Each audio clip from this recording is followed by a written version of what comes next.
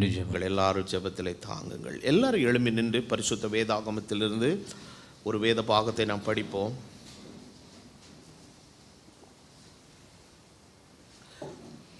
எரேமியா தீர்க்கதரிசன புஸ்தகத்தின்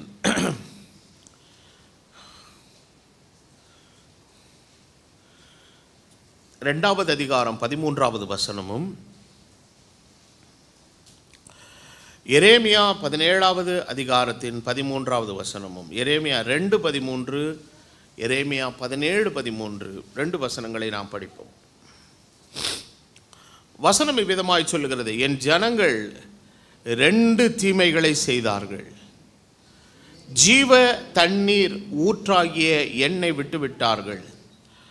தண்ணீர் நிற்காத தொட்டிகளாகிய வெடிப்புள்ள தொட்டிகளை தங்களுக்கு வெட்டி கொண்டார்கள். எரேமியா 17:13 இஸ்ரவேலின் நம்பிக்கையாகிய கர்த்தாவே, உம்மை விட்டு விலகுகிற யாவரும் வெட்கப்படுவார்கள். அவர்கள் ஜீவனுள்ள தண்ணீரின் ஊற்றாகிய கர்த்தரை விட்டு விலகினபடியால் உம்மை விட்டு அகன்று போகிறவர்களின் பெயர் புழுதியில் எழுதப்படும். கர்த்தர் இந்த வேத வாசிப்பை நமக்கு ஆசீர்வதித்து தருவாராக. இந்த மாலை நேரத்தில் உங்களோடு பேச ஆவியானவர் எனக்கு தந்த அவருடைய சத்தியம், ஜீவ ஊற்றுடன் இணைக்கப்பட்ட கிறிஸ்தவ வாழ்க்கை. A Christian life connected with the fountain of life. ஜீவ ஊற்றுடன் இணைக்கப்பட்ட கிறிஸ்தவ வாழ்க்கை. நம்ம எல்லாரும் தன்னை வழங்கி ஜெபம் பண்ணுவோம். எங்களை நேசிக்கிற எங்கள் நல்ல பிதாவே, இந்த நல்ல அருமையான புதிய மாதத்தின் முதல் நாள் மாலை பொழுதுக்காக ஸ்தோத்திரம். கர்த்தர் எங்களை எவ்வளவு அற்புதமாய் நடத்தினீர் ஆண்டவரே. உம்முடைய நடத்திப்பு, உம்முடைய வழிநடத்துதல், இது யோசனைகளினாலே யோசிக்க முடியாத காரியங்களில் பிரமிப்பை உண்டாக்கக்கூடிய விஷயங்களை கர்த்தர் எங்கள் வாழ்க்கையில் செய்திருக்கிறீர். அந்த நல்ல தேவனுக்கு நாங்கள் நன்றி செலுத்துகிறோம். உம்முடைய தெய்வீக ஆலோசனை உம்முடைய சிங்காசனத்திலிருந்து இந்த மாலை நேரத்தில் எங்கள் மத்தியில் புறப்பட்டு வருவதாக. எங்களுக்கு என்னது வேண்டும் என்பதை அறிந்திருக்கிற தெய்வம் நீர் எங்களுக்கு இந்த வேளையில் அதை தர நான் ஜெபிக்கிறேன். கேட்கிற ஒவ்வொருவரையும் நீர் ஆவிக்குள்ளாக்கி பலப்படுத்தி சொல்லப்படுகிற வசனத்தை உள்வாங்கிக் கொண்டு அதை வாழ்க்கையில் அப்பியாசப்படுத்த கீழ்ப்படிந்து நடக்க உம்முடைய ஜனத்திற்கு கிருபை அருளும்.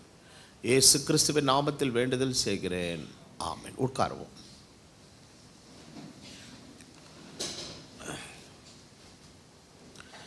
எரேமியா தீர்க்கதரிசி இஸ்ரவேலுக்கு அனுப்பப்பட்ட காலம், ஜனங்கள் கர்த்தரை விட்டு மிகவும் தூரமாய் விலகி இருந்த ஒரு காலங்கள். இந்த இடத்துல தீர்க்கதரிசியாகிய எரேமியா இஸ்ரவேல் ஜனங்களை பார்த்து சொல்லுகிறார், என் ஜனங்கள் 2 தீமைகளை செய்தார்கள். முதலாவது தீமை என்ன தீமை என்றால், ஒன்றை விட்ட தீமை, இன்னொன்றை தொட்ட தீமை. எதை விட்டார்கள் என்று சொன்னால், ஜீவ ஊற்றை விட்டார்கள். ஆனால் எதை எடுத்துக்கொண்டார்கள்?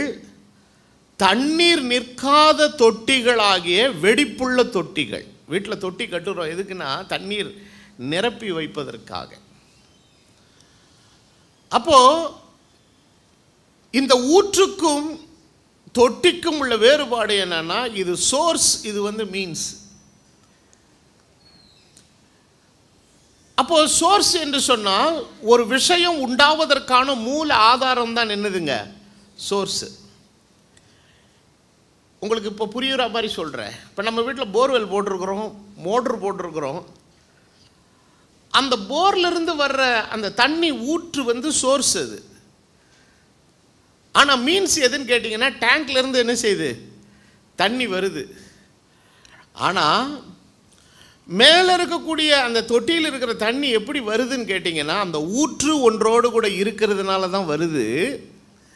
அந்த தொட்டியும் அந்த தொட்டியோடு இணைக்கப்பட்டிருக்கிற குழாய்களும் அதை இயக்குகிறதற்கான அந்த மோட்டர் எல்லாமே எதோடு இணைக்கப்பட்டிருக்கிறதுங்க? அந்த ஊற்றோடு இணைக்கப்பட்டிருக்கிறது. அந்த ஊற்றுக்கும் அந்த தொட்டிக்கும் சம்பந்தம் இல்லையானால் அந்த தொட்டி இருந்து என்ன இல்லைங்க, பிரயோஜனம் இல்லை. அப்போ இன்றைக்கு ஆண்டவர் இந்த இடத்துல இஸ்ரவேல் ஜனங்களை பார்த்து சொல்லுகிறார், ஊற்றாகிய அவரை அவர்கள் விட்டு விட்டார்கள். அப்போ நம்முடைய வாழ்க்கையில் கூட பார்க்கும்போது நமக்கு ஆண்டவர் சில காரியங்களை எல்லாம் அந்த உலகத்தில் கொடுத்துருக்கிறார். இந்த பூமியை கர்த்தர் வாழுகிற குடியிருப்பாக ஆண்டவர் வைத்திருக்கிறார். ஆமென். ஆண்டவர் தந்த இந்த பூமி ஒரு நல்ல அற்புதமான ஒரு பூமி, ஒரு ஆசீர்வதிக்கப்பட்ட பூமி. தேவன் சகலவற்றை உண்டாக்கி தேவன் அதை என்ன செய்தார், ஆசீர்வதித்தார், அதை நல்லதென்று கண்டார். காரணம், நாம் இதில் குடியிருக்க போகிறோம். அப்போ இந்த உலகத்தில் கர்த்தர் எல்லாவற்றையும் நமக்கு உண்டாக்கி, சில விஷயங்களை தேவன் நமக்கு உருவாக்கி, ஏற்ற துணையை ஆண்டவர் ஆதாமுக்கு உண்டாக்கி, அதன் மூலமாய் ஒரு குடும்பம் என்கிற ஒரு அம்சத்தை உண்டாக்கி, அதன் மூலமாய் சந்ததிகளை பெருக வைத்து, பிள்ளைகளை உருவாக்க வைத்து, சந்ததிகளை உருவாக்க வைத்து,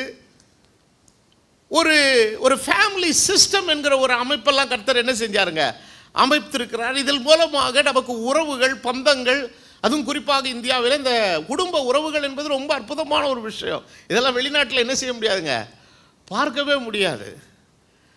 ரொம்ப அற்புதமான சில காரியங்கள் இன்னும், அதிலும் தமிழ் பண்பாட்டுக்குள்ளே வந்துட்டிங்கன்னா இன்னும் சில உறவு முறைகளெல்லாம் ரொம்ப ரொம்ப ஸ்ட்ராங்கான ரிலேஷன்ஷிப்ஸு சொல்லுவாங்க. 1000 இருந்தாலும் எனக்கு தாய் மாமன் ஒருத்தர் இருக்காங்க. சிலருக்கு அது நல்லபடியாக வாய்க்கும், சிலருக்கு நல்லா இல்லாமல் போயிடும். அது அவங்களுடைய பிளெஸ்ஸிங். அப்போது வாழ்க்கையில் எல்லா விஷயங்களையும் தேவன் அழகாக அமைச்சு வச்சிருக்கிறாரு. ஆனால் ஒன்றை மாத்திரம் புரிந்து கொள்ள வேண்டும், இவை எல்லாவற்றை தந்தவர் தேவன், அவர்தான் நமக்கு ஜீவ ஊற்று. அப்போ இதெல்லாம் தேவன் நமக்கு தந்திருந்தாலும் இது இருக்கிற காலம் வரை நம்மோடு இருக்கும். தேவன் அது இருக்கும்படி எவ்வளவு காலம் அனுமதித்திருக்கிறாரோ அதுவரை நம்மோடு இருக்கும். தேவன் நமக்கு தந்திருக்கிற ஒரு வேலை, தேவன் நமக்கு தந்திருக்கிற குடும்பம், தேவன் நமக்கு தந்திருக்கிற வருமானம், நம்முடைய சேமிப்பு, தேவன் நமக்கு தந்திருக்கிற எல்லா காரியங்களும் அவர் நமக்கு தந்தது தான். ஆனால் இது எதுவுமே நிரந்தரமானதல்ல. நிரந்தரமானது இவைகள் எல்லாம் தந்த தெய்வம். ஆக தொட்டிலிருந்து தண்ணி வந்துடுறத மாத்திரம் நம்ம கவனிச்சுட்டே இருக்கக்கூடாதுங்க. எதை கவனிக்கணும், போரில் ஊற்று சரியாக இருக்குதாங்கிறத கவனிச்சுட்டே இருக்கணும். அங்கே ஊற்று நின்றுச்சுன்னா எது வராது. உங்களுக்கு வாழ்க்கையில் தண்ணீர் தொட்டி போல எத்தனை விஷயங்கள் உங்களை சுற்றி இருந்தாலும் ஜீவ தண்ணீர் இருந்து ஊறுகிற அந்த ஊற்று நின்று போனால் எல்லாம் வறண்டு போகும் என்பதை நீங்கள் மறந்து போகாதிருங்கள். அப்போ இஸ்ரவேல் மக்கள் செய்த மிகப்பெரிய பாவம் என்னன்னா, ஒன்றை செய்துட்டு இன்னொன்னத்தை என்ன செஞ்சிட்டாங்க, விட்டுட்டாங்க. அப்போ அவர்கள் என்ன தொட்டிகளை உருவாக்கினார்கள், வெடிப்புள்ள தொட்டிகளில் நீங்கள் ஊற்றுறீங்கன்னா என்ன ஆகுன்னா, அந்த தண்ணீர் ஃபுல்லாக என்ன ஆயிருங்க, அது கசிந்து வெளியே போயிடும். அப்போ ஊற்றி அது என்ன இல்லைங்க, பிரயோஜனம் இல்லை. அப்போ இப்படிப்பட்ட ஒரு நிலையில் இன்றைக்கு தேவனுடைய பிள்ளைகளாக இருக்கிற நாம் அறிந்து கொள்ள வேண்டிய ஒரு காரியம் என்னவென்றால், நம்முடைய கிறிஸ்தவ ஜீவியமானது இன்றைக்கு ஜீவ ஊற்றாக இருக்கிற கிறிஸ்துவோடு கூட இணைக்கப்பட்டதா இன்றைக்கு இருக்க வேண்டும். நாம் ஒருவேளை நினைக்கலாம், நமக்கு நான் சர்ச்சுக்கு போகிறேன், நான் ஆண்டவருடைய பிள்ளை, நான் தசம்பாவம் கொடுக்குறேன், காணிக்கை கொடுக்குறேன், இதெல்லாம் நல்ல காரியங்கள் தான், அதெல்லாம் பிரச்சனை இல்லை. ஆனால் அடிப்படையில் நம்ம உணர்ந்து கொள்ள வேண்டிய ஒரு காரியம் என்னவென்றால், இன்றைக்கு நம்முடைய கிறிஸ்தவ ஜீவியமானது சரியான நிலைமையிலே கிறிஸ்துவோடு அது இணைக்கப்பட்டிருக்கிறதா என்கிறத நம்ம என்ன செய்யணுங்க, அறிந்து கொள்ளணும். ஸோ நம்மளுடைய வாழ்க்கை கிறிஸ்துவோடு இணைக்கப்பட்டிருந்தால் உறவு சரியாக இருக்கும். உறவு சரியாக இருந்தால் நம்முடைய சுற்றி இருக்கிற எல்லா காரியங்களையும் கர்த்தர் ஆசீர்வாதமாய் மாற்றுவார். ஹல்லேலூயா. அப்போ இந்த அடிப்படையான விஷயத்தை இன்றைக்கு நம்ம புரிந்து கொள்ளணும். இப்போ நான் ஆதியாகமத்தின் புத்தகத்திலிருந்து உங்களை கொண்டு போக விரும்புகிறேன். அப்போ மனிதனை ஆண்டவர் சிருஷ்டித்த போது சிருஷ்டித்தவராக இருக்கிற தெய்வத்தோடு இணைக்கப்பட்டவனாக தான் மனிதன் உருவாக்கப்பட்டான். He was completely connected with the creator. படைத்தவரோடு கூட என்ன உள்ளவனாக இருந்தானுங்க, ஆமாம், அவருடைய பிரதிபலிப்பாக அவர் கிட்டத்தட்ட அவர்கிட்ட என்ன நிறைய விஷயங்கள் இருந்ததோ அதெல்லாம் யார்கிட்ட இருந்ததுங்க, ஆதாமினிடத்திலே இருந்தது. ஆனால் இந்த இணைப்பு, நன்றாக இருந்த இணைப்பை துண்டித்து விடுகிறதுக்கு ஒரு ஆள் எதிர்பார்த்துட்டே இருந்தான். யாரு? பிசாசு. அவனுக்கு தெரியும் அந்த துண்டிப்பை, அந்த ஊற்றோடு இருக்கிற துண்டிப்பை துண்டிச்சிட்டா இந்த மனுஷன் ஒன்றும் இல்லாத வீணான மனுஷன் ஆயிடுவாங்கிறது அவனுக்கு நல்லா தெரியும். ஆனால் வந்து பேசும்போது எப்படி சொல்கிறோம்? தேவன் விலக்கின இந்த விருட்சத்தின் கனியை புசிக்க வேண்டாம் என்று ஆண்டவர் உங்களுக்கு என்ன பண்ணார்? அதாவது சொல்லியிருக்கிறாரா? ஆமாம் சொல்லியிருக்கிறாரு. இல்லை இல்லை இல்லை, நீங்கள் புசிங்க, புசித்தா நீங்கள் சாகலாம் மாட்டீங்க, நீங்கள் யாரை போல் ஆயிடுவீங்க, தேவர்களை போல் ஆவீங்கன்னு சொல்லி பொய்யான வார்த்தைகளை அவன் சொல்லும் போது பிசாசு என்ன பண்ணுறான்? அவன் சொல்கிற அந்த வார்த்தைகளை எல்லாம் அவன் பொய்யனும் பொய்க்கு பிதாமா இருக்கும். உடனே ஆதாம் இதை கேட்ட உடனே, ஓ அப்படியா அப்படின்னு சொல்லி ரெண்டு பேருமே இந்த தவறை செய்கிறதற்கு தங்களை என்ன பண்ணாங்க? ஒப்பு கொடுத்தாங்க. ஒப்பு கொடுத்த உடனேயே, அந்த பாவம் என்கிற ஒன்று நிகழ்ந்த உடனேயே ஜீவனோடு இருக்கிற உறவு என்ன செய்யப்பட்டதுங்க? துண்டிக்கப்பட்டது. அப்போ மரணம் என்பது என்ன? The absence of life is death.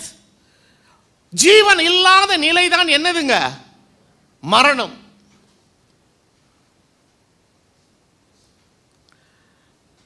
அப்போ வெளிச்சம் என்பது என்ன? இப்போ வெளிச்சம் இருக்குதுன்னா இது மின்சாரம் இருக்கிறதுனால வெளிச்சம் இருக்குது. மின்சாரம் போயிடுச்சுன்னா போயிடும் கரண்ட்டு. அப்போது நம்ம கண்ணுக்கு புலப்படாத ஒரு இயக்கு சக்தி உள்ள என்ன பண்ணிகிட்டு இருக்குதுங்க?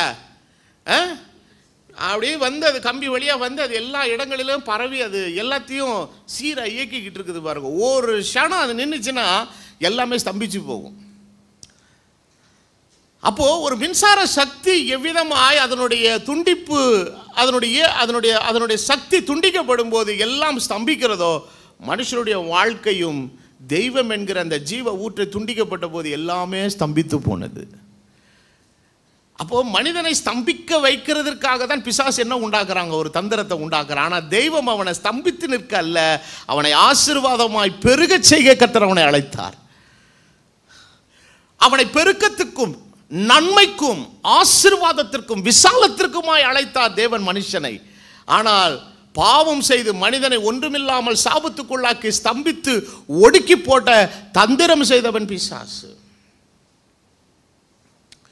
வாசிப்போம், இந்த வசனத்தை நம்ம வாசிப்போம். வாசிக்கும் பொழுது தான் நமக்கு இன்னும் விபரமாக வசனங்கள் புரியும். ஆதியாகமம் 3வது அதிகாரம் 22வது வசனத்தை வாசிக்கும் போது வசனம் விதமாக சொல்கிறது, தேவனாகிய கர்த்தர் இதோ மனுஷன் நன்மை தீமை அறியத்தக்கவனாய் நம்மில் ஒருவனைப் போல் ஆனான்.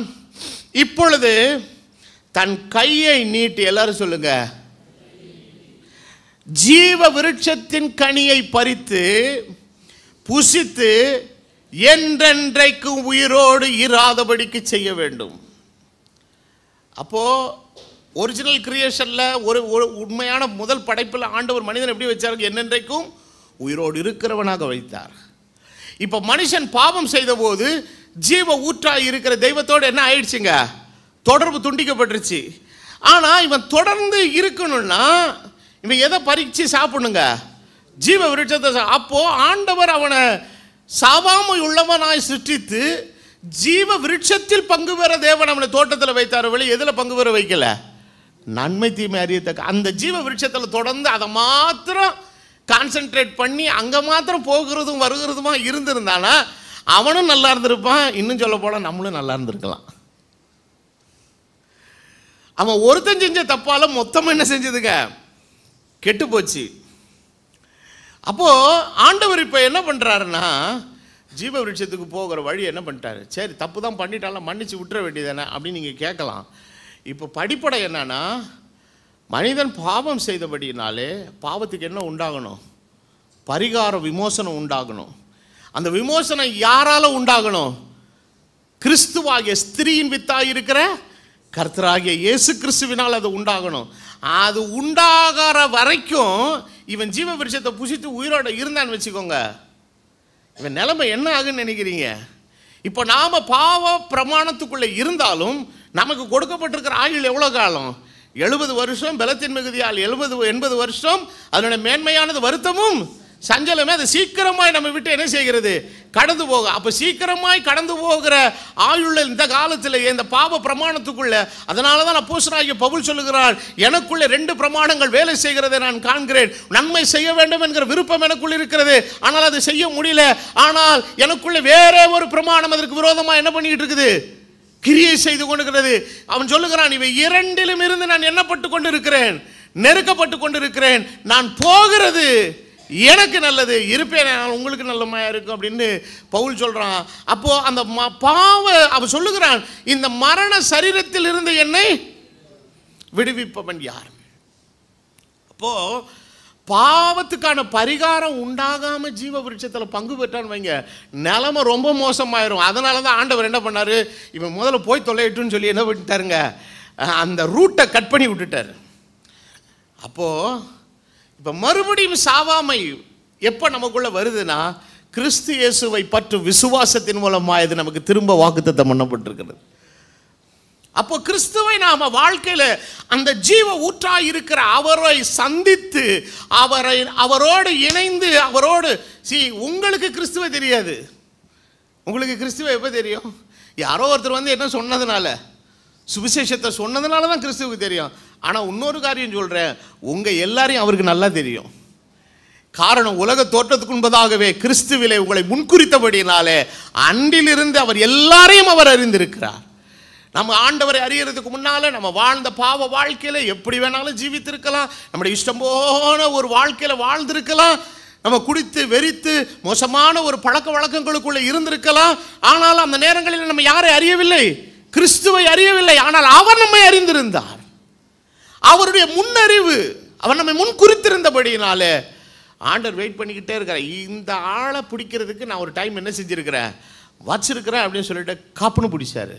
அந்த சுவிசேஷத்தின் மூலமாய் வந்த அந்த கிறிஸ்துவனுடைய அன்பு நம்மளை பிடிச்சதுனால, அது பிடிக்கும்போது ஒரு விஷயத்தை நம்ம உணர்ந்து கொண்டோம், கிறிஸ்து எவ்வளவு நல்லவர் என்பதை.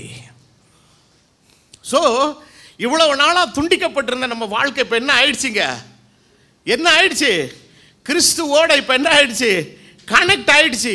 இப்போ கனெக்ஷன் ஆன உடனே காரியங்கள் மாறுது, பையனுடைய பேச்சு மாறுது, நடவடிக்கை மாறுது, பாவனைகள் மாறுகிறது, பழக்க வழக்கங்கள் மாறுகிறது, அவருடைய சுபாவங்கள் மாறுகிறது. இந்த மாற்றத்துக்கு காரணம் என்னவென்றால், அவன் இணைக்கப்பட வேண்டியதோடு இணைக்கப்பட்டபடியினாலே. எவ்வளவு விலையேற பெற்ற ஒரு பொருளையுங்க நான் வாங்கி இந்த இடத்துல நான் வச்சிருந்து அதோடு இணைக்கப்பட்டிருக்கிற அந்த 5 ரூபா பிளக் எடுத்து சொருகலைன்னா அது வேலை செய்யாதில்லை. வாழ்க்கையில் எவ்வளவு விஷயங்கள் நமக்கு இருந்தாலும் இணைக்கப்பட வேண்டியவரோடு கூட இணைக்கப்படாவிட்டால் வாழ்க்கையில் ஒரு மனிதன் வெற்றியும் ஆசீர்வாதத்தை அடைய முடியாது என்பதுதான் நிதர்சனமான உண்மை. அப்போது ஆண்டவர் என்ன சொல்கிறாரு, கொஞ்ச நாளைக்கு ஜீவ விருட்சத்துக்கு போகிற ரூட்டே என்ன பண்ணுவோம், க்ளோஸ் பண்ணுவோம். முதல்ல இவனுக்கு என்ன தேவைன்னா பாவ பரிகாரம் தேவை. அந்த பாவ பரிகாரம் யாரால வரணும்னா, கர்த்தராகிய இயேசு கிறிஸ்துவின் மூலமாய். இயேசு கிறிஸ்துவின் இரத்தம் சகல பாவங்களையும் நீக்கி நம்மை சுத்திகரிக்கும். சரிங்க, இயேசு சிலுவையில் மரிச்சிட்டாரு, ரத்தம் சிந்திட்டாரு, இப்போ எங்க ஜீவ விருட்சம் எங்க இருக்குது, ரூட்டு காட்டுங்க, எங்க இருக்குது? பாஸ்டர் கூட்டு போய் காட்டினாரா? அந்த ஜீவ விருட்சம் வேறு யாரும் அல்ல, உங்களுக்காக சிலுவையில் மரித்த கர்த்தராகிய இயேசு கிறிஸ்துவே அந்த ஜீவ விருட்சம். ஹல்லேலூயா! அவர்தான் ஜீவ விருட்சம், அவர்தான் ஜீவ ஊற்று, அவர்தான் ஜீவ மன்னா, அவர்தான் எல்லாமே நமக்காக. ஹல்லேலூயா! இப்போ ஆண்டவர் என்ன பண்றாரு, அவன் எடுத்த மண்ணை பண்படுத்த தேவனாகிய கர்த்தர் அவன் ஏதேன் தோட்டத்திலிருந்து அனுப்பிவிட்டார்.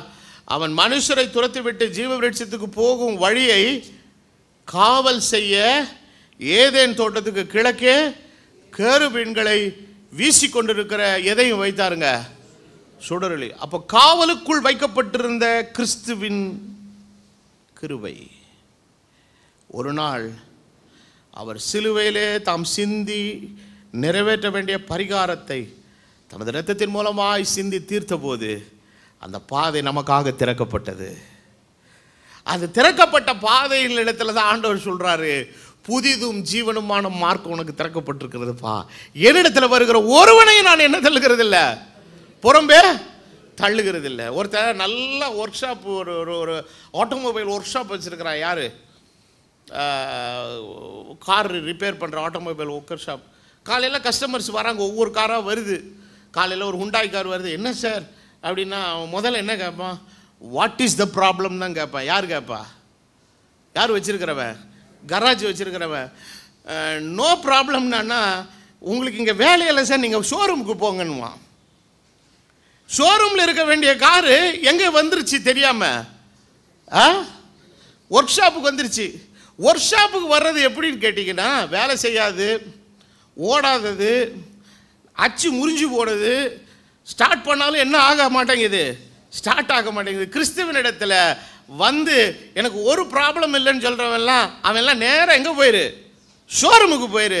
எவெல்லாம் ஸ்டார்ட் ஆகலை, வண்டி ஓட மாட்டேங்குது, சரியில்லை, பிரச்சனையோடு இருக்கிற, சிக்கலோடு இருக்கிற, பாவத்தோடு போராடி கொண்டு இருக்கிற, பாவத்திலிருந்து என்னால் விடுதலை ஆக முடியல, எனக்கு ஒரு மீட்பு தேவை என்று யாரெல்லாம் வருகிறாயோ உனக்காக ஒரு மெக்கானிக் காத்திருக்கிறார். சுத்தி எடுத்து ஒரே அடி அடிப்பார். அவருடைய கிருபையினாலே அந்த மீட்பு உன்னை ஜீவ தேவனோடு கூட கொண்டு போய் இணைக்கும். ஹல்லேலூயா.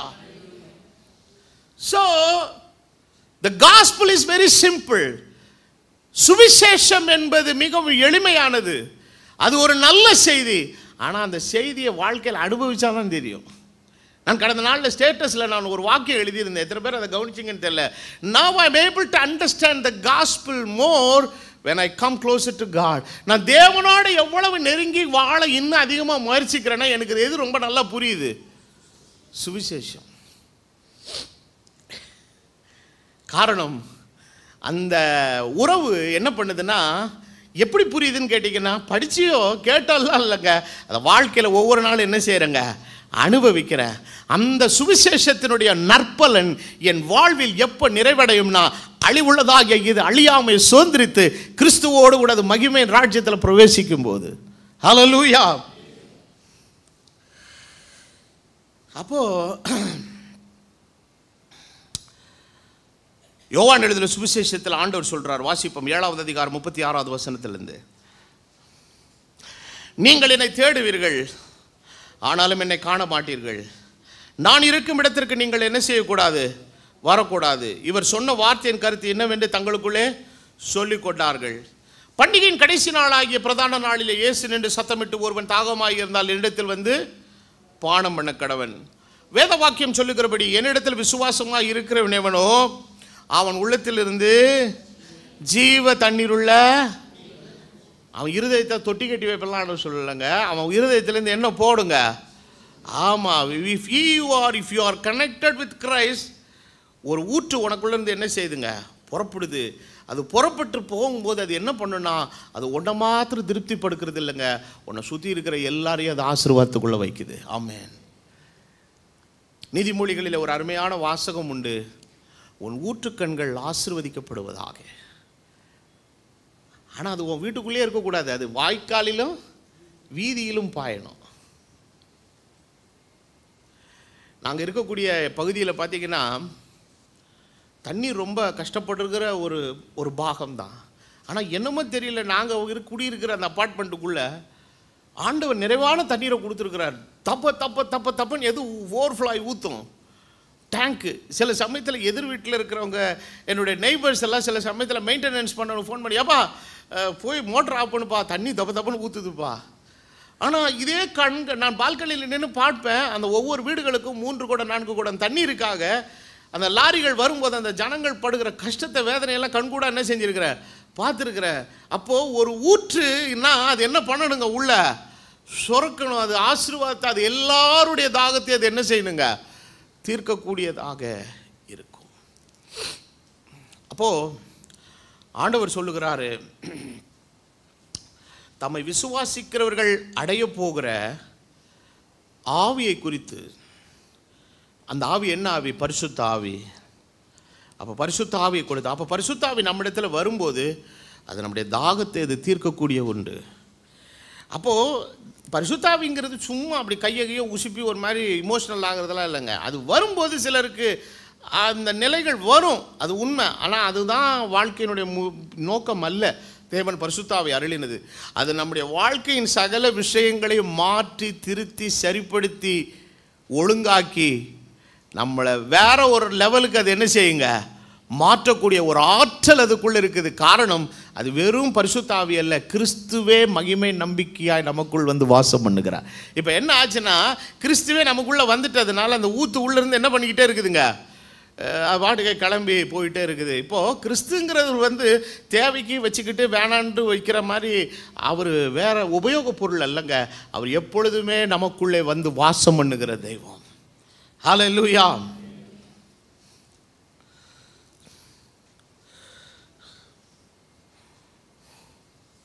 அப்போ இந்த பரிசுத்த ஆவி நமக்குள்ளே வரும்போது அந்த ஆவி என்ன பண்ணுதுன்னா, தேவனுடைய சிந்தனைக்கு ஏற்ற மாதிரி நம்மளை அது என்ன பண்ணிடுதுங்க, மாற்றுது. பக்தன் ஒரு இடத்துல எழுதும்போது சொல்லுகிறான், எங்களுக்கோ கிறிஸ்துவின் சிந்தை உண்டாயிருக்குதுன்னு எழுதுறாரு. கிறிஸ்துவின் சிந்தை எப்படி வரும்? இப்போ ஜானின்னா ஜானியாக தான் யோசிக்க முடியும். இப்போ என்னுடைய யோசனைகள் எப்படி இருக்குன்னு கேட்டிங்கன்னா, இந்த என்னுடைய யோசனைகளுக்கு பின்னால் நிறைய விஷயங்கள் காம்ப்ளிமெண்ட் பண்ணும். நிறைய விஷயங்கள் இருக்குது. என்னுடைய படிப்பு, என்னுடைய அனுபவம், என்னுடைய சூழ்நிலை, நான் இருக்கிற இடம், எல்லாமே வச்சு தான் எது யோசிக்க வைக்கும், மண்டை யோசிக்க வைக்கும்.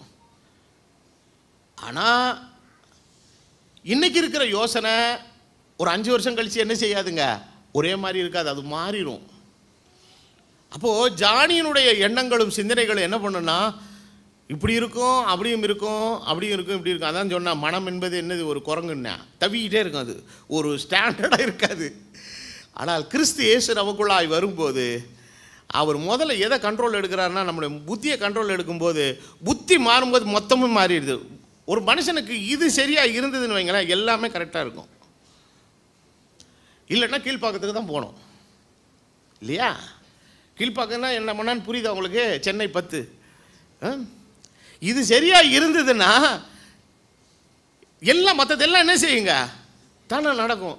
இது சரியாக இருந்ததுன்னா எதிர வர்றவனை மதிக்க சொல்லும், பார்த்து சிரிக்க சொல்லும், ஹவ் ஆர் யூன்னு கேட்க சொல்லும், தெரிஞ்ச ரொம்ப அறிமுகமான ஒரு விசுவாசியை பார்த்தா ப்ரைஸ் லார்ட் சொல்லும், மண்டக்கு இருக்காயிடுச்சுன்னு வைங்களேன், கீழே இருக்கிற தூக்கி என்ன செய்ய சொல்லும், எரிய சொல்லும். ஏன்னா இவனுக்கு எது குழம்பி போயிருக்கு, இப்போ மெயின் ஸ்ப்ரிங்கே அவுட்டு. ஆண்டவர் என்ன பண்ணுறாருன்னா, நம்மளை கிறிஸ்து நமக்குள்ளே வரும்போது முதல்ல எங்கே கையை வைக்கிறாருன்னா, உங்கள் மனம் புதிதாகிறதுனாலே, அதாவது இந்த இருதயத்துக்கும் இந்த சிந்தனைக்கு என்ன இருக்குதுங்க, நல்லா, ஆமாம், இது இங்கேருந்து இங்கே உருவாகிற அவ்வளோ விஷயம் எங்கே தான் போய் ஸ்டோர் ஆகும், இங்கே போய் ஸ்டோர் ஆகும். இது வந்து ஸ்டோரேஜ் இடம். இது கரெக்டாக இருந்துச்சுன்னா ஸ்டோரேஜ்லேயும் கரெக்டான ஐட்டங்கள் என்ன வரும். அதாவது ஆண்டவர் அதான் சொல்கிறார், ஒரு மனிதனுடைய இருதயத்திலிருந்து என்ன புறப்படுகிறதுன்றாரு. அப்போ நல்ல காரியம் இருந்ததுன்னா நல்ல காரியம் புறப்படும், கெட்ட காரியம் இருந்ததுன்னா கெட்டது தான் புறப்படும். அப்போ கிறிஸ்துவே நமக்குள்ளே வந்து வாசம் பண்ணும்போது உள்ளத்திலேருந்து என்ன புறப்படுங்க, நன்மையும் ஆசீர்வாதமும் ஜீவனும் கிருபையும் நம்மளத்திலிருந்து புறப்படும். ஹல்லேலூயா. இப்போ அது என்ன பண்ணுதுன்னா, நம்முடைய மைண்டை ஃபுல்லாக கம்ப்ளீட்டாக கண்ட்ரோல் எடுத்துருது. சில பேர் வந்து சொல்லுவாங்க, ஒரு மாதிரி மைண்டு ஒரு மாதிரி இருக்குதுங்க, இந்த ஒரு மாதிரி மைண்டு இருக்கிறது வந்து கிறிஸ்தவனுக்கு வரக்கூடாது. தூக்க மாத்திரை சாப்பிட்டுக்கிட்டோமா பாஸ்டர், ராத்திரிலாம் என்ன வரமாட்டேங்குதுங்க. சில நேரங்களில் சில பாரங்கள், கஷ்டங்கள், அழுத்தங்கள் வந்து நம்மளை தூக்கத்தை கெடுக்கும். சில இழப்புகள்லாம் நம்மளால் தாங்கி அதிலேருந்து வெளியில் நான் அதில் கஷ்டப்பட்டுருக்கேன். நான் ஏற்கனவே சொன்னது போல் தகப்பனாருடைய மரணம் சம்பவித்து தூக்கத்துக்கு நான் 2 வருஷம் கஷ்டப்பட்டேன். தூங்கினாலும் தூக்கம் என்ன செய்யாது, வராது. பகலெல்லாம் கடினமாக உழைச்சிருப்போம், போயிருப்போம், வந்திருப்போம், நல்லா குளிச்சுட்டு வயிறார சாப்பிட்டு உட்காந்தாலும் என்ன வராது, கொட்டை கொட்டை கொட்டை கொட்டை அப்படியே விழிச்சிக்கிட்டு இருப்பேன். மணி 12, 1, 2, 3 எனக்கே அறியாமல் அந்த காலையில் விடிஞ்சு அப்படி கண்ணை சொக்குறது தான் உண்டு. இது வந்து மனுஷனுடைய வாழ்க்கையில் இயல்பாக நடக்கும்.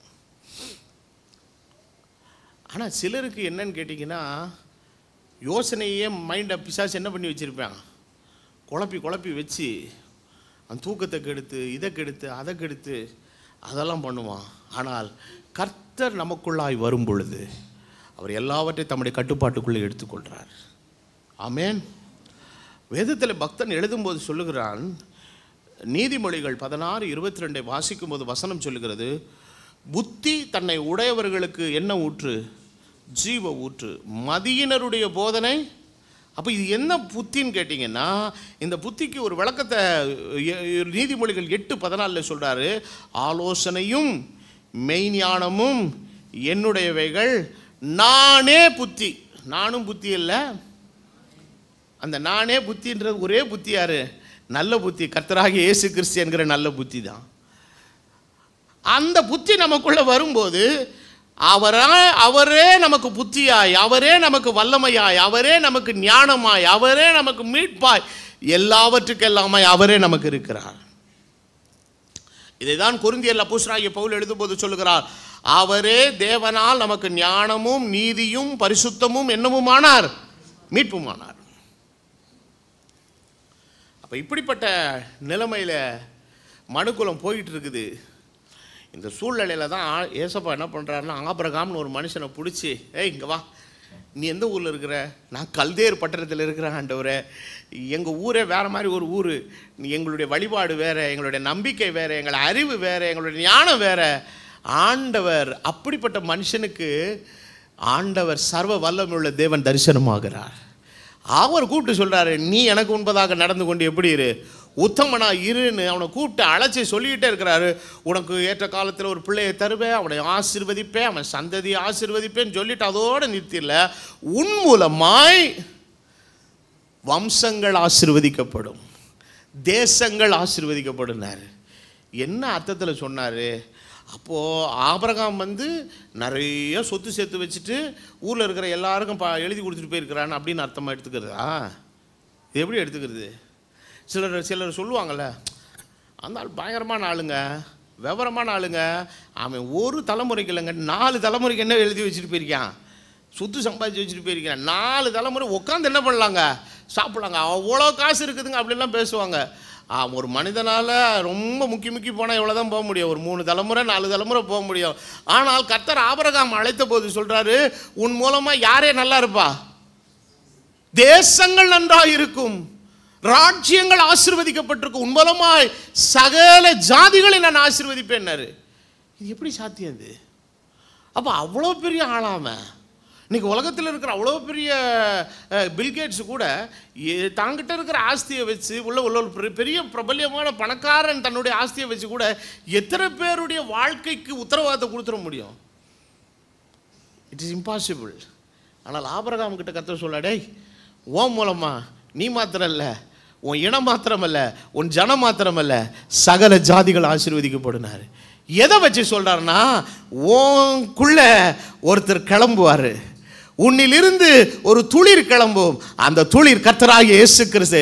அவர் என்னைக்கு பெத்லகேமிலே பிறக்கிறாரோ, அவர் என்னைக்கு சிலுவையிലേക്ക് சென்று அவர் ரத்தம் சிந்தி மரித்து மனுக்குலத்தின் மீட்புக்காக அவர் ரத்தம் சிந்தி மரித்து மீட்பை உண்டாக்குகிறாரோ, அன்றைய நாளில் இருந்து உனக்குள் சகல ஜாதிகளும் என்ன செய்யப்படும், ஆசீர்வதிக்கப்படும். இதை தான் அப்போஸ்தலனாகிய பவுல் ரோமரில் பிரமாதமாக ஒரு விளக்கத்தோடு எழுதுகிறார். நமக்கு டைம் ரொம்ப ஆகுது, ரொம்ப விளக்கமாக பேச நமக்கு டைம் இல்லை.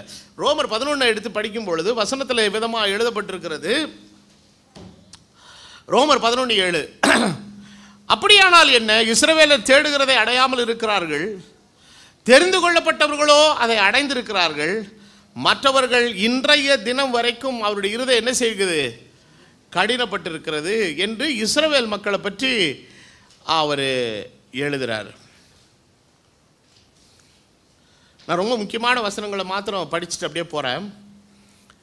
ரோமர் 11:17 வாசிக்க.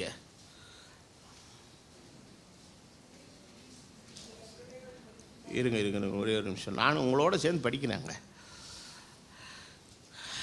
சில கிளைகள் முறித்து போடப்பட்டிருக்க, காட்டொலிவ மரமாகிய நீ அவைகள் இருந்த இடத்தில் ஒட்ட வைக்கப்பட்டு, எல்லாரும் சொல்லுங்க, இன்னும் நல்லா சொல்லுங்க சத்தமா. நம்மளாம் ஒட்டுலேருந்து வந்தவங்க. கர்த்தர் நம்மளை கிளைய முறிச்சு எதனோட ஒட்ட வச்சாரு, இஸ்ரவேலர் என்கிற அந்த ஒலிவ மரத்திலே கர்த்தர் சில கிளைகள் என்ன பண்ணுறாருங்க, ஒலிவ மரத்தை 2 விதமாக கம்பேர் பண்ணுறாரு. ஒன்று ஒலிவ மரம், இன்னொன்று காட்டு ஒலிவ மரம். இப்போ நம்மளே சில கனி வகைகளை பழ வகைகளை சில விஷயங்களை சொல்லும்போது சொல்லுவோம், இது இது காட்டில் விளையிறதுங்கன்னு சொல்கிறோம் இல்லையா. இப்போ எருமை மாட்டில் 2 எருமை இருக்குதுல்ல, நாட்டு எருமை காட்டு எருமை. அந்த நாட்டு எருமையை ஹார்ன் அடித்தாலே மதிக்க மாட்டேங்குது. காட்டு எருக்க ரொம்ப மோசமாக இருக்கும் போல இருக்குது. அப்போ எல்லாமே நாடுன்னு ஒன்று இருக்குது, காடுன்னு ஒன்று இருக்குல்ல. அப்போது ஆண்டவர் ஒலிவ மரத்தை கம்பேர் பண்ணும்போது நாட்டொலிவ மரத்தை இஸ்ரவேலரோடு ஒப்பிடுகிறாரு. இப்போ நம்மளை இஸ்ரவேலர் அல்லாத நம்ம எல்லாரையும் கர்த்தர் என்ன சொல்கிறாருப்பா, நீங்களே என்ன ஒலிவ மரம், காட்டு ஒலிவ மரங்கிறாரு. இப்போ என்ன பண்ணுறாருனா, ஏசப்பா ஒலிவ மரத்துலேருந்து சில கிளைகள் எல்லாம் உடைச்சி தூக்கி போட்டுட்டு காட்டு ஒலிவ மரத்துலேருந்து சில கிளைகளை முறிச்சு கொண்டாந்து அதில் என்ன பண்ணுறாருங்க, ஃபிக்ஸ் பண்ணி வைக்கிறாரு. இப்போ மரம் பார்த்தா ஒரே மாதிரி இருக்குது. இது காட்டு ஒலிவ மரமா ஒலிவ மரமானே தெரியல. ஆனால் அடிப்படை என்ன தெரியுமா, வேரும் அதனுடைய மெயின் மரமும் அது கிறிஸ்துவாக இருக்கிறது. அவருக்குள் இருந்து வருகிற அந்த ஜீவன் அது இஸ்ரவேலனையும் வாழ வைக்கிறது, உங்களை என்னையும் வாழ வைக்கிறது. இப்போ அதை சொல்லிட்டு தான் சொல்கிறாரு, புறஜாதியானே நீ ரொம்ப பெருமை என்ன செஞ்சிடாத, கொள்ளாத. இஸ்ரவேலனுடைய சத்துக்கும் சாரத்துக்கும் நீ என்ன உள்ளவன் ஆயிட்டப்போ, பங்குள்ளவன் ஆயிட்ட. ஒரு விஷயத்தில் கொஞ்சம் மண்டையில் கொட்டுறாரு பவுல். ஏன்னா அவர் ஒரு யூதன் இல்லையா, அந்த யூதன்னால அந்த யூதனுக்கென்று ஒரு மேன்மைன்னு ஒன்று சொல்கிறாரு. யூதனுடைய மேன்மை என்னன்னு கேட்குறாரு. என்றைக்குமே அந்த அந்த அந்த அந்த அந்த அந்த அந்த என்ன தமிழில் ஒரு இயல்பு தமிழில் சொல்லனால் கெத்துன்னு சொல்லுவாங்கள்ல. என்னதான் இருந்தாலும் அவர் என்னதான் கிறிஸ்துவனுடைய பிரமாணத்தை, விசுவாசத்தை பற்றி, கிருபையை பற்றிலாம் பவுல் ரொம்ப பேசினாலும் நான் ஒரு யூதன் அப்படிங்கிற அந்த கெத்து அவனுக்குள்ளே என்ன செய்யுதுங்க இருக்குது. அந்த இடத்துல ஒரு நறுக்குன்னு ஒரு கொட்டு வைக்கிறார். என்ன கொட்டு வைக்கிறார்னா, வாசிங்க ரோமர் 11:18. நீ புறஜாதிகளை பார்த்து சொல்கிறாரு, மற்ற இஸ்ரவேலர் அல்லாத மற்ற மக்களுக்கு சொல்கிறார். என்ன சொல்கிறாருன்னா, நீ அந்த கிளைகளுக்கு விரோதமாக என்ன பண்ணாது, பெருமை பாராட்டாதே. பெருமை பாராட்டுவாயானால் நீ வேரை சுமக்காமல் வேறுதான் உன்னை சுமந்து கொண்டு இருக்கிறது. அல்லேலூயா. அப்போது நம்ம என்னதான் நாங்கள் என்னதான் இருந்தாங்க ரொம்ப தமிழுங்க, ஒரிஜினல் தமிழுங்க, திருநெல்வேலிங்க, நாங்கள் தஞ்சாவூருங்க. நீங்கள் 1000 சொன்னாலும் ராஜா உன் ரூட்டு எங்கே தெரியுமா இருக்குது, உன் வேரும் சாரமும் எங்கே இருக்குது, எருசலேமில் இருக்குது. உன்னுடைய உன்னுடைய உன்னுடைய ஜெனரேஷனல் ரூட்ஸ் எங்கே போய் டச் ஆகுது, அங்கே போய் டச் ஆகுது. அதனால தான் கர்த்தர் அங்கே வந்து அரசாள போகிறாரு.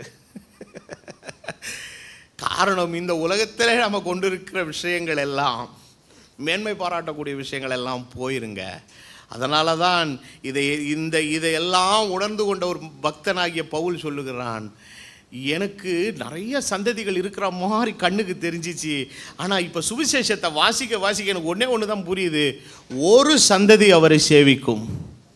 அது தலைமுறையாய் ஆண்டவருடைய சந்ததி எனப்படும். அந்த சந்ததி கிறிஸ்துவே. அந்த கிறிஸ்து நமக்காக பெத்லகேமில் பிறந்தார். இப்போ அவர் வந்து என்ன பண்ணார்னா, எல்லாரையும் உள்ளே போட்டு என்ன போட்டு விட்டு போயிட்டாருங்க, முடிச்சு போட்டுட்டு போயிட்டாரு. ஆனால் இதை யாரால் ஏற்றுக்க முடியல, யூதனால் ஏற்றுக்க முடியல. இவங்க யார் அந்த பவுலுக, நம்ம இருக்கிற ஊர் தெரு பக்கமே இந்த பவுலுக்கு என்ன செய்யக்கூடாது, வரக்கூடாது. இவங்கெல்லாம் தீட்டானவங்க, இவங்கெல்லாம் பாளையத்துக்கு புறம்பே இருக்கிறவங்க, இவங்க எப்படி நம்மளோட வரலாம், இவங்க எப்படி நம்மளோட வந்து ஐக்கியப்படலாம்.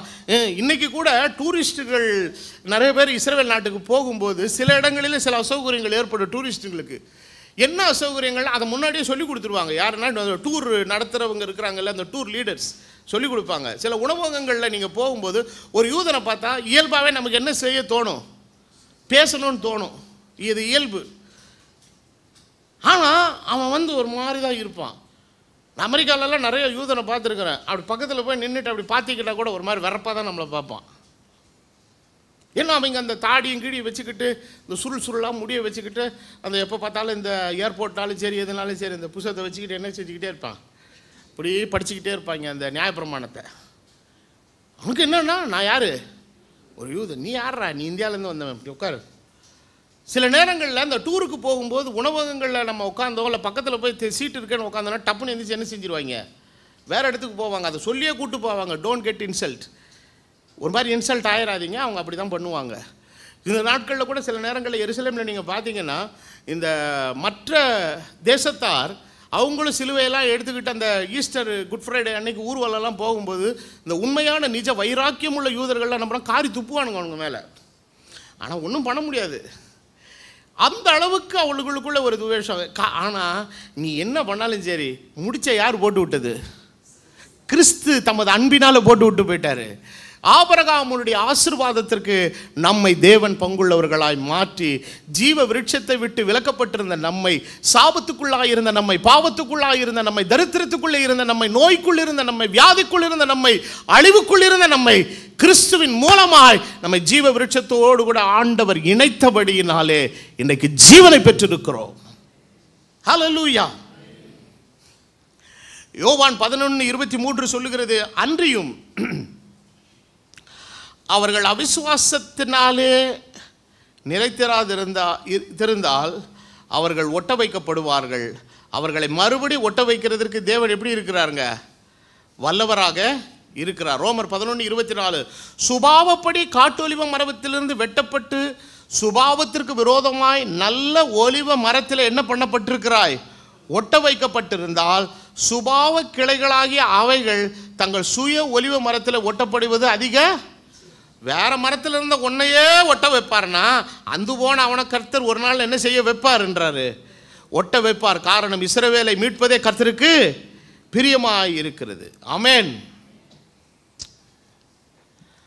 இது தொடர்ந்து படிக்கும்போது தான் சொல்லுகிறார், ஆண்டவர் யாக்கோபை விட்டு இஸ்ரவேலை விட்டு எதை நீக்கிடுவாராம்? அவபக்தியை நீக்கிடுவார். ஒரு நாள் வரும், அன்னைக்கு எல்லாரும் கிறிஸ்துவை மேசியா என்று எல்லாரும் அறிக்கை செய்வார்கள். ஹல்லேலூயா.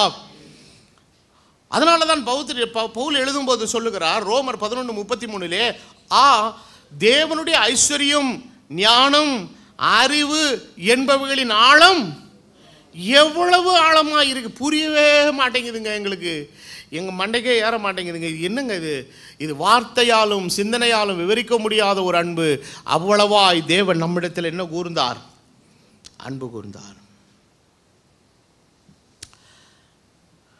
கலாத்தியரிலே ஒரு அருமையான வசனத்தை அப்போஸ்தலனாகிய பவுல் எழுதுகிறார். வாசிப்போம். கலாத்தியர்கள் நிருபம் 3வது அதிகாரத்தின் 13வது வசனத்தில்,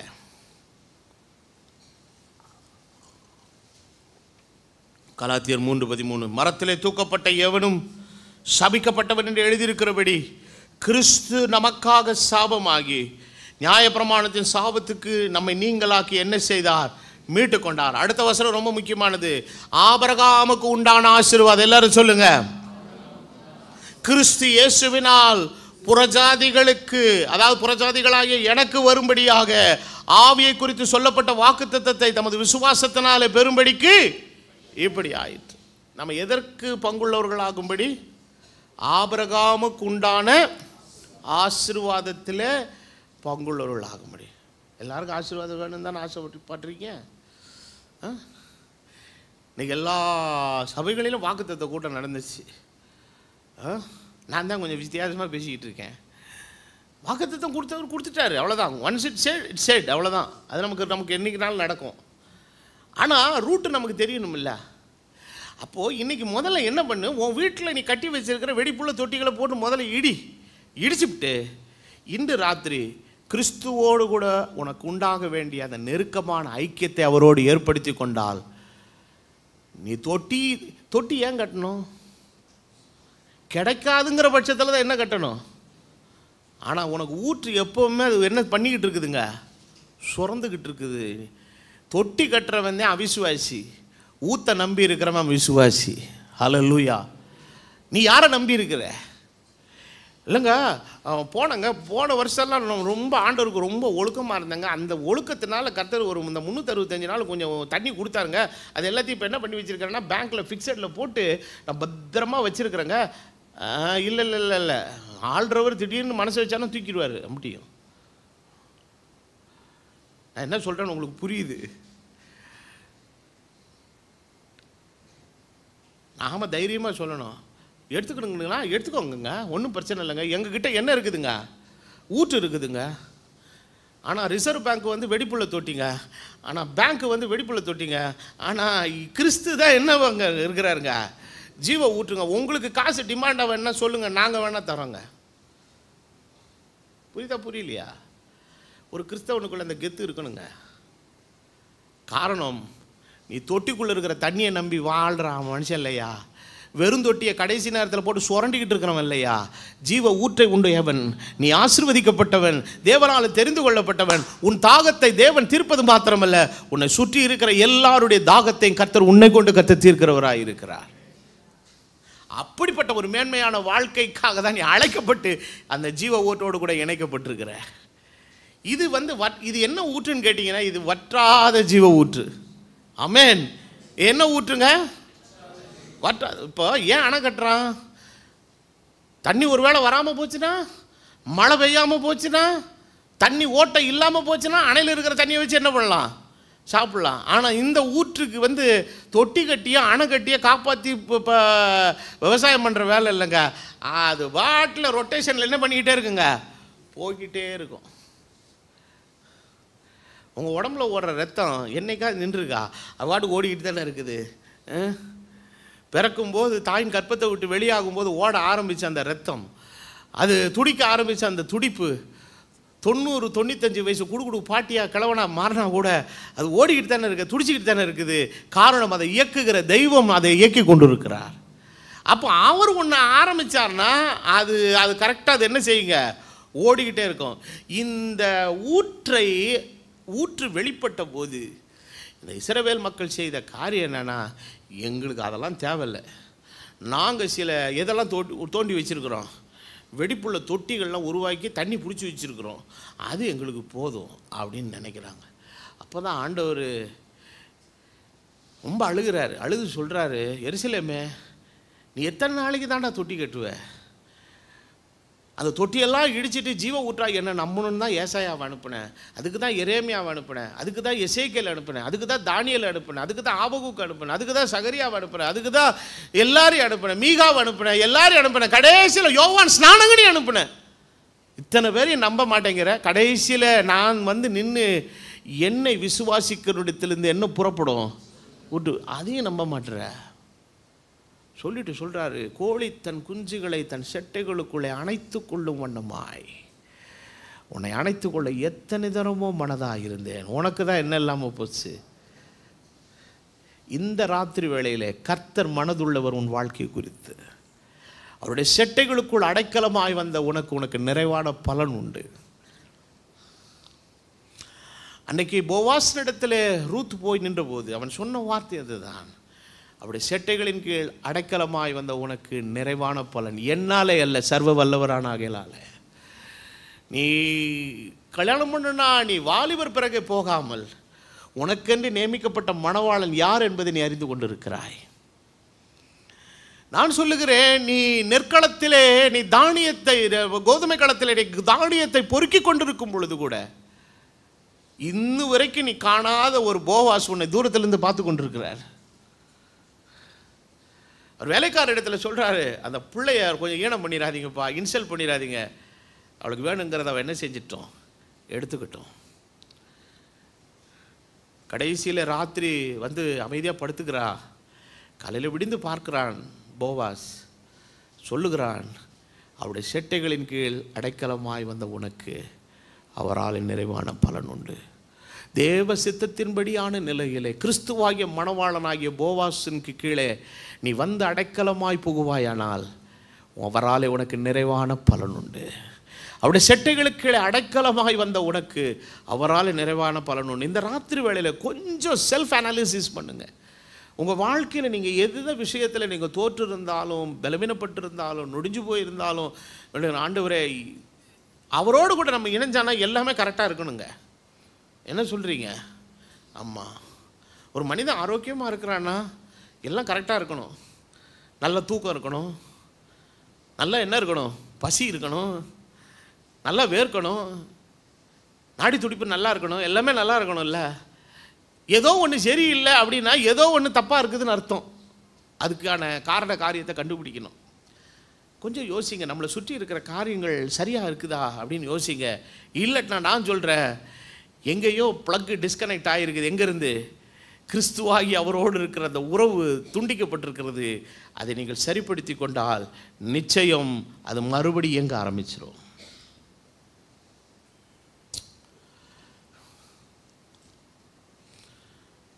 எலக்ட்ரிக் போஸ்ட்டில் இது வச்சுருக்குறாங்க, ஃபியூஸ் கேரியர். அதில் நம்ம எவ்வளோ ஹெவி வயரெல்லாம் போட்டிருக்குறோம். எங்கே இதுக்கு இந்த ஏர் கண்டிஷனுக்கெல்லாம் 720 வயர், திக்கு ஹை கேஜி வயர் தான் போடணும். அதெல்லாம் போட்டிருக்குறாங்க பாருங்கள். ஆனால் என்ன தான் போட்டாலும் அங்கே இருக்கிற மின்சாரத்தை இங்கே கடத்துறதுக்கு போட்டிருக்கிற ஒரு கம்பி இருக்குது பாருங்கள், மெல்லிஸ் கம்பி, அது கட் ஆயிடுச்சுன்னா ஒன்றுமே வேலை செய்யாது. அப்போ தேவனோடு இருக்கிற அந்த தொடர்பு, அந்த ஜீவ ஊற்றாக இருக்கிற அவரோடு உள்ள இணைப்பு எத்தனை முக்கியமானது. ஆண்டவர் சொல்கிறாரு, கொஞ்சம் வார்த்தை அது அதிர்ச்சியான வார்த்தையாக தான் எழுதியிருக்குது பைபிளில். உன்னை எத்தனை தரமோ உன் பிள்ளைகளை கூட்டி சேர்த்துக்கொள்ள மனதாக இருந்தேன், உனக்கோ மனதில்லாமல், இதோ உங்கள் வீடு உங்களுக்கு பாழாக விடப்படும். கிறிஸ்துவனிடத்தில் நம்ம வர்றது பாழாக போகிறதுக்கு இல்லைங்க, பாழாக கிடந்த நம்மளை சரிப்படுத்துறதுக்காக வந்திருக்கிறோம். ஆமாம், நான் நேற்று தினத்தில் ஊழியக்கார கூட்டத்தில் சொன்னேன், என்கிட்ட வர்ற ஊழியக்காரங்க எல்லாம் ஒர்க் ஷாப் கண்டிஷனில் தான் வரும். உடஞ்சி போய் பானட்டு நசுங்கி ஸ்டார்டிங் ட்ரபிளோட வந்து நம்ம கிறிஸ்துவனுடைய அன்புனால் அரவணைச்சி ஆற்றி தேற்றி நல்லா பல பல பல பல பல பல பல பல பலன்னு வண்டியை ஷோரூம் கண்டிஷனுக்கு கொண்டு போ லபக்குன்னு வந்து தூக்கிட்டு போயிடு. அதாவது நான் அப்போ தான் கேட்பேன், முதலே அங்கே போயிருக்கலாம்ல. ஆனால் ஒன்று சொல்கிறேன், அப்படிப்பட்ட ஒரு ஊழியத்தை கர்த்தர் நம்ம கொடுத்துருக்கிறதுக்காக கர்த்தருக்கு ஸ்தோத்திரம். அல்லேலூயா. நமக்கு ஷோரூம் வண்டியெல்லாம் தேவையே இல்லைங்க. இந்த சொட்டையானது ஓட்டையானது உடஞ்சது போக மாட்டேங்கிறது, 4 பேர் பின்னால் இருந்து தள்ளாதான் ஓடும் அப்படிங்கிற ஸ்டார்டிங் ட்ரபிள் இருக்கிறது எல்லாம் வரட்டும். கிறிஸ்துவினுடைய அன்பும் கிறிஸ்துவனுடைய கிருபையும் அவருடைய வார்த்தையின் வல்லமையும் உன்னை மறுபடியும் சீராக்கி ஓட வைக்கும். அல்லேலூயா. அதுதான் கிறிஸ்து செய்த ஊழியம். ஆண்டவர் சொல்றார், நான் நீதிமான்களை அல்ல யாரை அழைக்க வந்தேன். நீ ரொம்ப யோக்கியம் அப்படின்னு நினச்சானா ஷோரூமில் போய் உட்காந்துக்கோ. இல்லை வாழ்க்கை ஒன்றும் சரியில்லை, ஒன்றும் ஓட மாட்டேங்குது, ஒன்றும் சரியில்லைன்னா வா, என்கிட்ட வா. என்னிடத்தில் வருகிற ஒருவனையும் நான் புறம்பே தள்ளுகிறதில்லை. ஹல்லேலூயா. அப்போ இப்படிப்பட்ட ஒரு உன்னதமான தெய்வன் அவர் சொல்கிறாரு, இப்படிப்பட்ட உங்கள் வாழ்க்கையை சரிப்படுத்தி மறுரூபமாக்கக்கூடிய, அதாவது கடந்த வாரத்தில் நான் ஒரு இடத்துல செய்தி கொடுத்த போது நான் சொன்னேன், வாழ்க்கையில் ஒரு ஒரு ஒரு கயரை உருவாக்கும் போது பல பிரிகள் சேர்ந்தது தான் என்னதுங்க ஒரு பெரிய கயறு. ஒருத்தர் நூட்களாக இருக்கிறதை முதல்ல ஒரு சின்ன சின்ன திருகாக பண்ணுறாங்க, அதுக்கப்புறம் அதை ஒரு திருகாக பண்ணுறாங்க, அதெல்லாம் பல கயறுகளை ஒன்றா சேர்த்து தான் ஒரு பெரிய கனத்த கயராக திருகுறாங்க. நான் சொல்லுகிறேன், வாழ்க்கையில் எல்லா கயறு அறுந்து போனாலும் அந்த தேவனுடைய கிருபை என்கிற அந்த கடைசி இலைன்னு ஒன்று இருக்குது பாருங்க, அது அந்துடக்கூடாது. ஆனால் அது இருக்கிற வரைக்கும் நமக்கு நம்பிக்கை உண்டு. என்ன உண்டுங்க? நம்பிக்கை உண்டு. அது அளந்து போச்சுன்னா மற்றது எது இருந்து பிரயோஜனம் இல்லை. ஹல்லேலூயா. அப்போ ஆண்டவருடைய வேத வசனம் என்ன சொல்லுகிறது நமக்கு? 73வது சங்கீதத்தின் 27வது வசனம், உம்மை விட்டு தூரமாய் போகிறவர்கள் என்ன அடைவார்கள்? நாசம் அடைவார்கள். உம்மை விட்டு சோரமாய் போகிற அனைவரையும் நீர் சங்கரிப்பீர். எனக்கோ தேவனை அண்டிக் கொண்டிருப்பதே நலம். நான் உமது கிரியைகளை எல்லாம் சொல்லி வரும்படி கர்த்தராகிய ஆண்டவர் மேல் என்னுடைய நம்பிக்கையை வைத்திருக்கிறேன். அப்போஸ்தலனாகிய பவுல் எபேசியருக்கு எழுதும்போது சொல்லுகிறார், முன்னே தூரமாயிருந்த நீங்கள் இப்பொழுது கிறிஸ்துவுக்குள் எப்படி இருக்கிறீர்கள்? அவருடைய இரத்தத்தினாலே சமீபமானீர்கள்.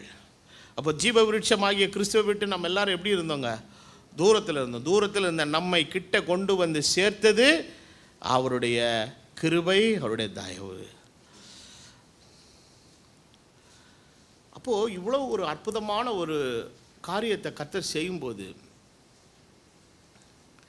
அன்றைக்கு சிம்சோன் வாழ்க்கையில் ஆண்டவர் அவனை அழைத்த போது அவனுக்கு ஒரு உன்னதமான அழைப்பு, உன்னதமான ஒரு ஊழியம் எல்லாம் கொடுத்தாரு பாருங்க. But he lost his vision. கடந்த 2-3 வாரங்களாக பிரதர் ஜேமி கொடுக்குற அற்புதமான செய்தி, அதை எத்தனை பேர் கவனித்து கேட்டிங்கன்னு தெரியல. அப்போ தெளிலாளுடைய மடியிலே சிம்சோன் படுத்தது போல் இன்றைக்கு சபை போய் என்ன பண்ணியிருக்குதுங்க? அந்த வேசியினுடைய மடியில் போய் என்ன செய்யுதுங்க? படுத்து தேவன் தன்னோடு செய்து கொண்ட அந்த உடன்படிக்கையை அது என்ன பண்ணுதுங்க? காத்துக்கொள்ள மாட்டேங்குது. ஆனால் இதே வேசித்தன பாவத்தில் இருந்த எரிகோ கோட்டையில் ஒரு பொப்புளை இருந்தா, அவளும் வேசித்தன பாவத்தில் இருந்தவ தான். ஆனாலும் என்றைக்கு கர்த்தருடைய சுவிசேஷத்தை அறிந்து கொண்டாலோ அந்த உடன்படிக்கைக்குள்ள அவள் உறுதியாக இருந்தாள்.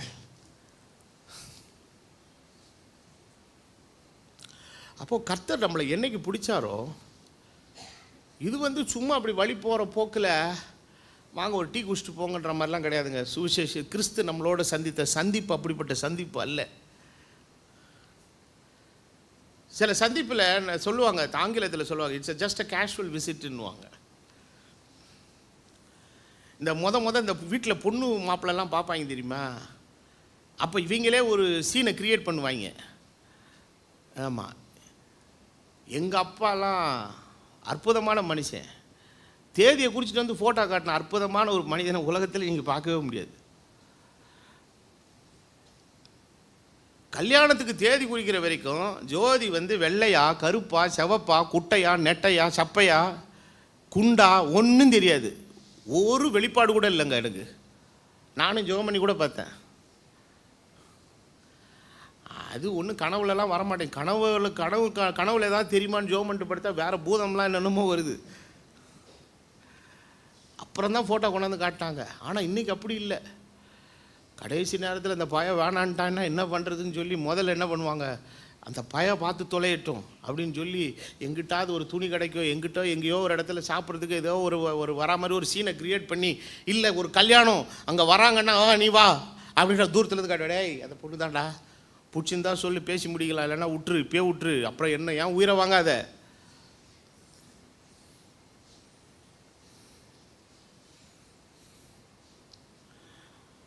இந்த மாதிரி சந்திப்பு கிடையாதுங்க. இந்த மாதிரி சந்திப்பு இல்லை. கல்யாண வீட்லேயும் ரெஸ்டாரண்ட்லேயும் உங்களை பார்த்துட்டு போகலாம்ல. உளையான சேற்றில் இருந்தேன், நீ கத்திக்கிட்டே இருக்கிற, எவனுமே கேட்கல. உன்னை சுற்றி இருக்கிறவன் கேட்கல, உன் நண்பர் கேட்கல, உன் உற்றார் கேட்கல, உன் உறவினர்கள் கேட்கல, உன் எதிர் வீடு, அண்டை வீடு, பக்கத்து வீடு ஒருத்தனும் கேட்கல. உளையான சேற்றில் இருக்கிறேன், கர்த்தரை நோக்கி கூப்பிட்டேன், அவர் என் கூப்பிடுதலை கேட்டு உளையான சேற்றில் என்னை தூக்கி எடுத்து என்னை கண்மலையின் மேலே நிறுத்தினார். அது சந்திப்பு என்ன சந்திப்புன்னு நினைக்கிறீங்க? நீங்களும் நானும் நாத்தம் பிடிச்ச நிலைமையில் இருந்தோம். ஆனால் கர்த்தர் நாம் தமது கிருபையினாலே நம்முடைய வாழ்க்கையில் இருக்கிற எல்லா துர்நாற்றங்களை மாற்றி கர்த்தர் நம்மளை வாசனை உள்ளவர்களை ஆசீர்வாதம் உள்ளவர்களாய் கர்த்தர் மாற்றினார். இதுதான் this is the greatness of the gospel. மதங்கள் எல்லாம் ரொம்ப ஒழுக்கமாக இருக்கிறியா வா, ரொம்ப நல்லா இருக்கிறியா வா, ரொம்ப நல்லா இருக்கிறியா. ஆனால் இயேசு கிறிஸ்து அப்படி இல்லை, யாருனாலும் என்கிட்ட வா அப்படிங்கிறார். இப்போ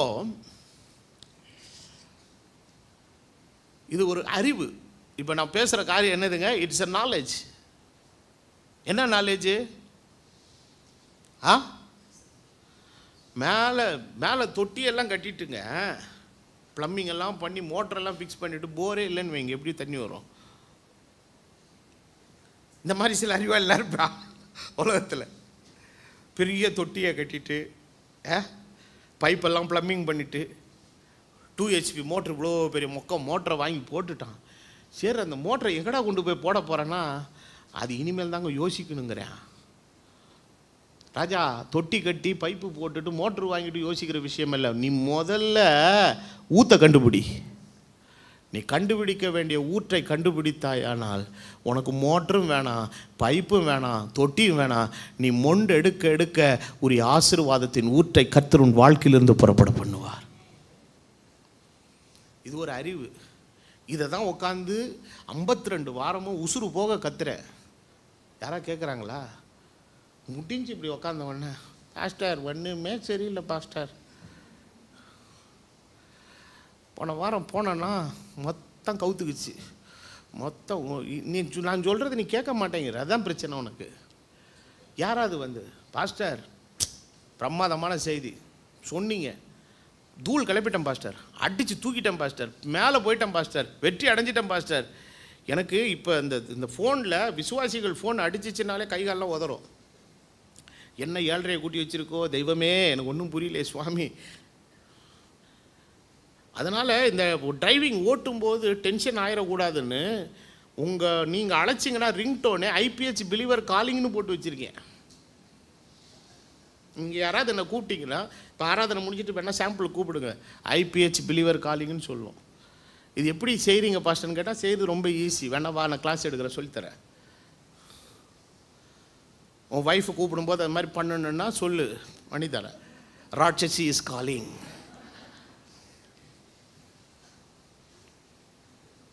இது ஒரு அறிவு இல்லையா? இந்த அறிவை நான் ஏன் பேசுகிறேன் அப்படின்னா, இந்த அறிவு என்னை ஆசீர்வதித்திருக்கிறது. That knowledge it blessed me. இந்த அறிவு என்னை ஆசீர்வதித்து அதன் மூலமாய் கர்த்தர் நல்லவர் என்பதை நான் ருசித்ததனால இதை நான் உங்களுக்கு பேசிக் கொண்டிருக்கிறேன். உட்காந்து நான் சும்மா I am not wasting your time. உங்களுடைய நேரத்தை நான் வீணடிக்க நாங்கள் வரலங்க, உங்களுக்கு மேன்மை உண்டாகும்படி. அப்போது வேதம் அதை தான் சொல்லுது, கர்த்தரை தேடுகிறவர்களுக்கோ. ஆமாம், முதல்ல கனெக்ஷன் கரெக்டாக இருந்ததுன்னா மற்றதெல்லாம் ஆட்டோமேட்டிக்காக சரியாயிடும். நம்மால் என்ன பண்ணுறான்னு கேட்டிங்கன்னா, தொட்டியையும் போட்டுட்டு போரையும் போட்டுட்டு மோட்டரையும் வாங்கி வச்சுக்கிட்டு அதுக்கப்புறம் போர் போடணும்னு யோசிக்கிறான். நீ போரும் போட போகிறதில்ல, தண்ணி வரப்போகிறதும் இல்லை, உன் தாகம் தீர்க்கப்பட போகிறதும் இல்லை. எல்லாத்தையும் தூக்கி எறிஞ்சிட்டு முதல்ல தேடி கண்டுபிடிக்க வேண்டிய ஊற்றை கண்டுபிடி. அந்த ஊற்று அவர்தான் உன்னுடைய ஊற்று. அவருக்குள்ளே வந்துட்டேன்னா அந்த ஜீவ ஊற்று உன்னையும் பார்த்துக்கும், உன் ஆரோக்கியத்தையும் பார்த்துக்கும், உன் குடும்பத்தையும் பார்த்துக்கும், உன் வாழ்க்கையை பார்த்துக்கும், உன் எதிர்காலத்தை பார்த்துக்கும், உன் பொருளாதாரத்தை பார்த்துக்கும். அது கை வைக்காத இடமே கிடையாது. அது எங்கெல்லாம் போதோ எல்லா இடத்தையும் அது ஃப்ளரிஷ் ஆகிட்டே போயிடும். என்னடா ஒன்றும் இல்லாமல் கேட மாதிரி இருந்தேன், நம்ம தெருவில் தான் இருந்தேன், அவன் போகிறதே ஒரு மாதிரி இருக்கும், இன்றைக்கி ஆள் ஒரு மாதிரி தழுப்பாக இருக்கானே, ட்ரெஸ்ஸு மாறிடுச்சு, உடை மாறிடுச்சு, நடம் மாறிடுச்சு, மாறும், கட்டாயம் மாறும். நான் ஒரு ஜீவ ஊற்றோடு கூட இணைக்கப்பட்டிருக்கிறேன். அந்த ஜீவ ஊற்றோடு நீ இணைக்கப்பட்டால் உனக்கு அந்த ஆசீர்வாதத்தை கற்றுக் கொடுப்பா. தேவன் பட்சபாதம் உள்ளவர் அல்ல. இப்போ நான் இவ்வளோ நேரம் என்ன சொன்னேன், இது என்னன்னு சொன்னேன், இது ஒரு இட்ஸ் அ நாலேஜ், இது ஒரு அறிவு. ஆண்டவர் இவ்வளவு பெரிய நாலேஜை சிலுவையின் பாடு மரணத்தின் மூலமாக ஏற்படுத்திட்டு அதை வாழ்க்கையில் நம்ம செய்யணும்னு சொன்னால், கடைசியில் சொல்லிட்டு முடிச்சிடுறேன், இதுதான் கிளைமேக்ஸ் செய்தியினுடைய. ரோமர் 1:28 சொல்லுது, தேவனை அறியும் அறிவை பற்றி கொண்டிருக்க அவர்களுக்கு என்ன இல்லை. சிலரை நீங்கள் கூப்பிட்டு உட்கார வச்சு ரொம்ப பவ்யமாக ரொம்ப கனத்தோடு மரியாதையோடு சிலது சொல்லிவிட்டு இப்படி போயிருப்பீங்க. அவன் போனவன அப்படின்ட்டு போவான். பார்த்துருக்கீங்களா? நாளைக்கு வேறு வேலையே இல்லையா?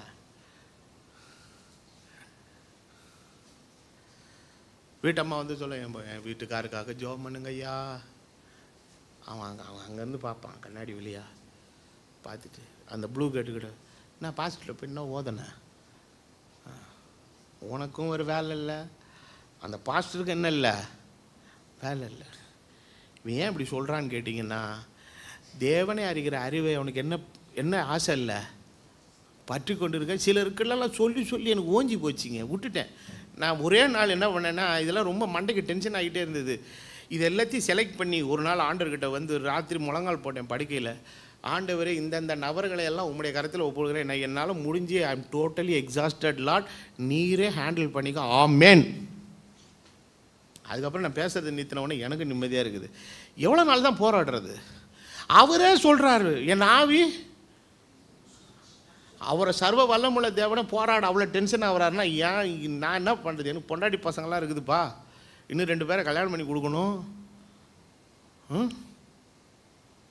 தேவனை அறியும் அறிவை பற்றி கொண்டிருக்க சில பேருக்கு என்னவே கிடையாது.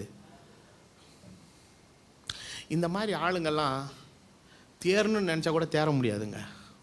ஓப்பனாகவே சொல்கிறேன், நீ ஜானியர்னா முளைஞ்சு இருக்க தான் செய்யும்.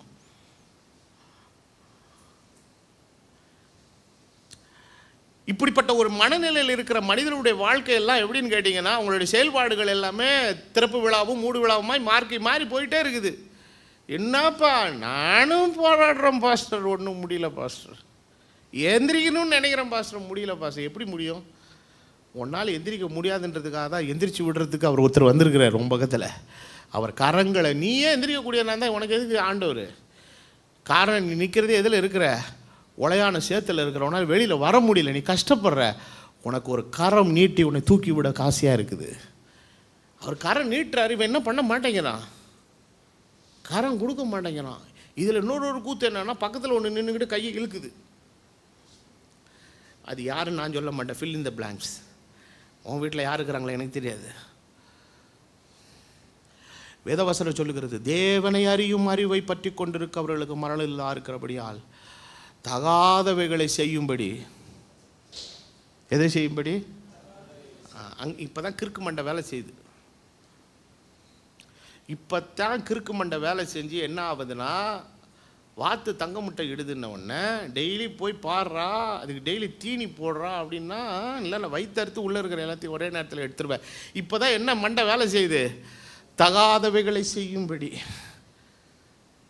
அதுன்னா டெய்லி ஒன்றொன்னா போடுறது, ஒரே நாளில் வெட்டி எல்லா தங்க முட்டையும் எடுத்துக்கிறேன், வெட்டினா உள்ளே ஒன்றே ஒன்று தாங்க இருந்தது. இந்த மாதிரி சில பேர் சில கிறுக்கு வேலை செய்வாங்க தெரியுமா. வீட்டில் இருக்கிற சேரில் காலை வெட்டி காப்பி வைப்பான். புரியல உங்களுக்கு? சேரில் எத்தனை கால் இருக்கணும்?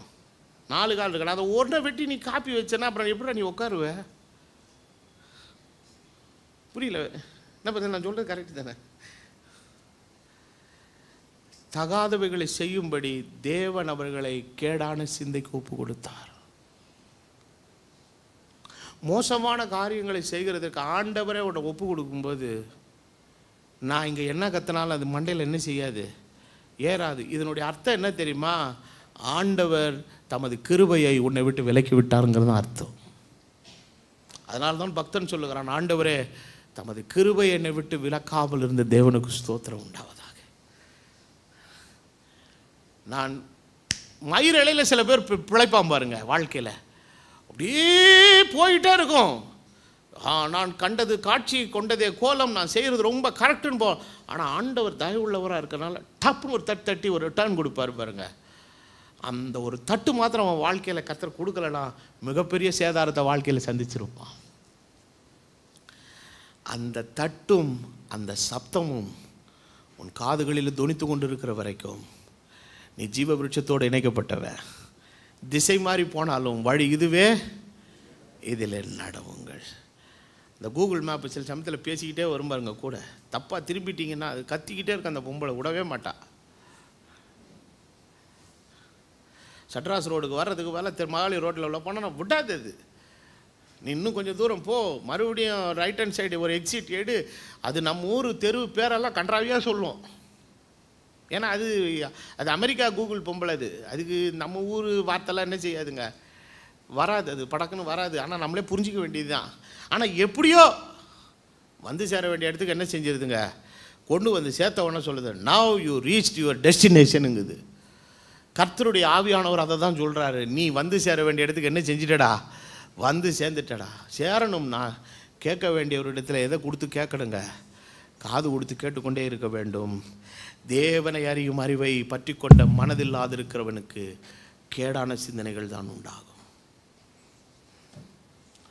அதனால தான் பக்தன் சொல்லுகிறான், துன்மார்க்கருடைய ஆலோசனை நடவாத, பாவிகளுடைய வழியில் நில்லாத, பரியாசக்கார உட்கார இடத்துல என்ன செய்யாத, உட்காராத. ஏன்னா தேவனுடைய வழிகள் எல்லாம் அவனுக்கு என்னவா தெரியுங்க, பைத்தியமாக தெரியும். நீ அப்படி தான் செய்ய போகிறேன்னு சொன்னால் அவன் சிரிப்பான். அவன் இல்லைடா எங்கள் ஆண்டவர் என்ன சரியாக வச்சிருக்கிறாருன்னு நீங்கள் சொல்லி பாருங்களேன். அது அவனுக்கு என்ன செய்யாது, புரியாது. ஆனால் நமக்கு புரியுது அதுக்கு. ஆனால் இப்படிப்பட்டவர்களை குறித்து தான் வேதம் சொல்கிறது, அது காற்று, துன்மார்க்கரோ காற்று பறக்கடிக்கும் பதரை போல் இருக்கிறார்கள், ஆனால் இவர்களோ எல்லா காலத்தில் என்ன கொடுக்கிறார்கள், அவன் நீர்க்கால்களின் ஓரமாய் நடப்பட்டு தன் காலத்தில் தன் கனியை தந்து இலை உதிராதிருக்கிற மரத்தை போல் இருப்பான். அவன் செய்வது எல்லாம் அவனுக்கு வாய்க்கும். காரணம் அவன் வாழ்க்கை ஜீவ ஊற்றோடு இணைக்கப்பட்டிருக்கிறது. சில உலகத்தில் இருக்கக்கூடிய துண்டிப்புகளை நம்ம விடலைன்னா கூட அது நம்மளை விட்டுட்டு போயிடும். நம்ம பிள்ளைகளிடத்தில் அடிக்கடி சொல்கிறது அதுதான், அப்பா எல்லாம் பார்த்துக்குவாங்க, அம்மா எல்லாம் பார்த்துக்குவாங்க. அது நினைக்கவே நினைக்காத. உன் எதிர்காலத்துக்கு நம்பிக்கை அவர் தான். திடீர்னு நான் இப்போ பெட்ரூமில் காலையில் பைபிள் எடுத்துகிட்டு உட்காந்துருப்பேன், டேடி ஒரு சின்ன ஆலோசனை எனக்கு வேணும்னுவேன். 3ல் எவனா ஒருத்தன் வருவியான். என்னப்பா அப்படின்னுவேன். எல்லாத்தையும் கேட்டுட்டு ஒரே வார்த்தை, நேராக போய் முழங்கால் போட்டு ஜெபம் பண்ணு. எனக்கு இதை பற்றி ஒன்றுமே தெரியாது. அப்போது வாழ்க்கையில் நம்ம நிரந்தரமாக கொடுக்கக்கூடிய ஒரு நம்பிக்கை என்னது? அவர் தான்.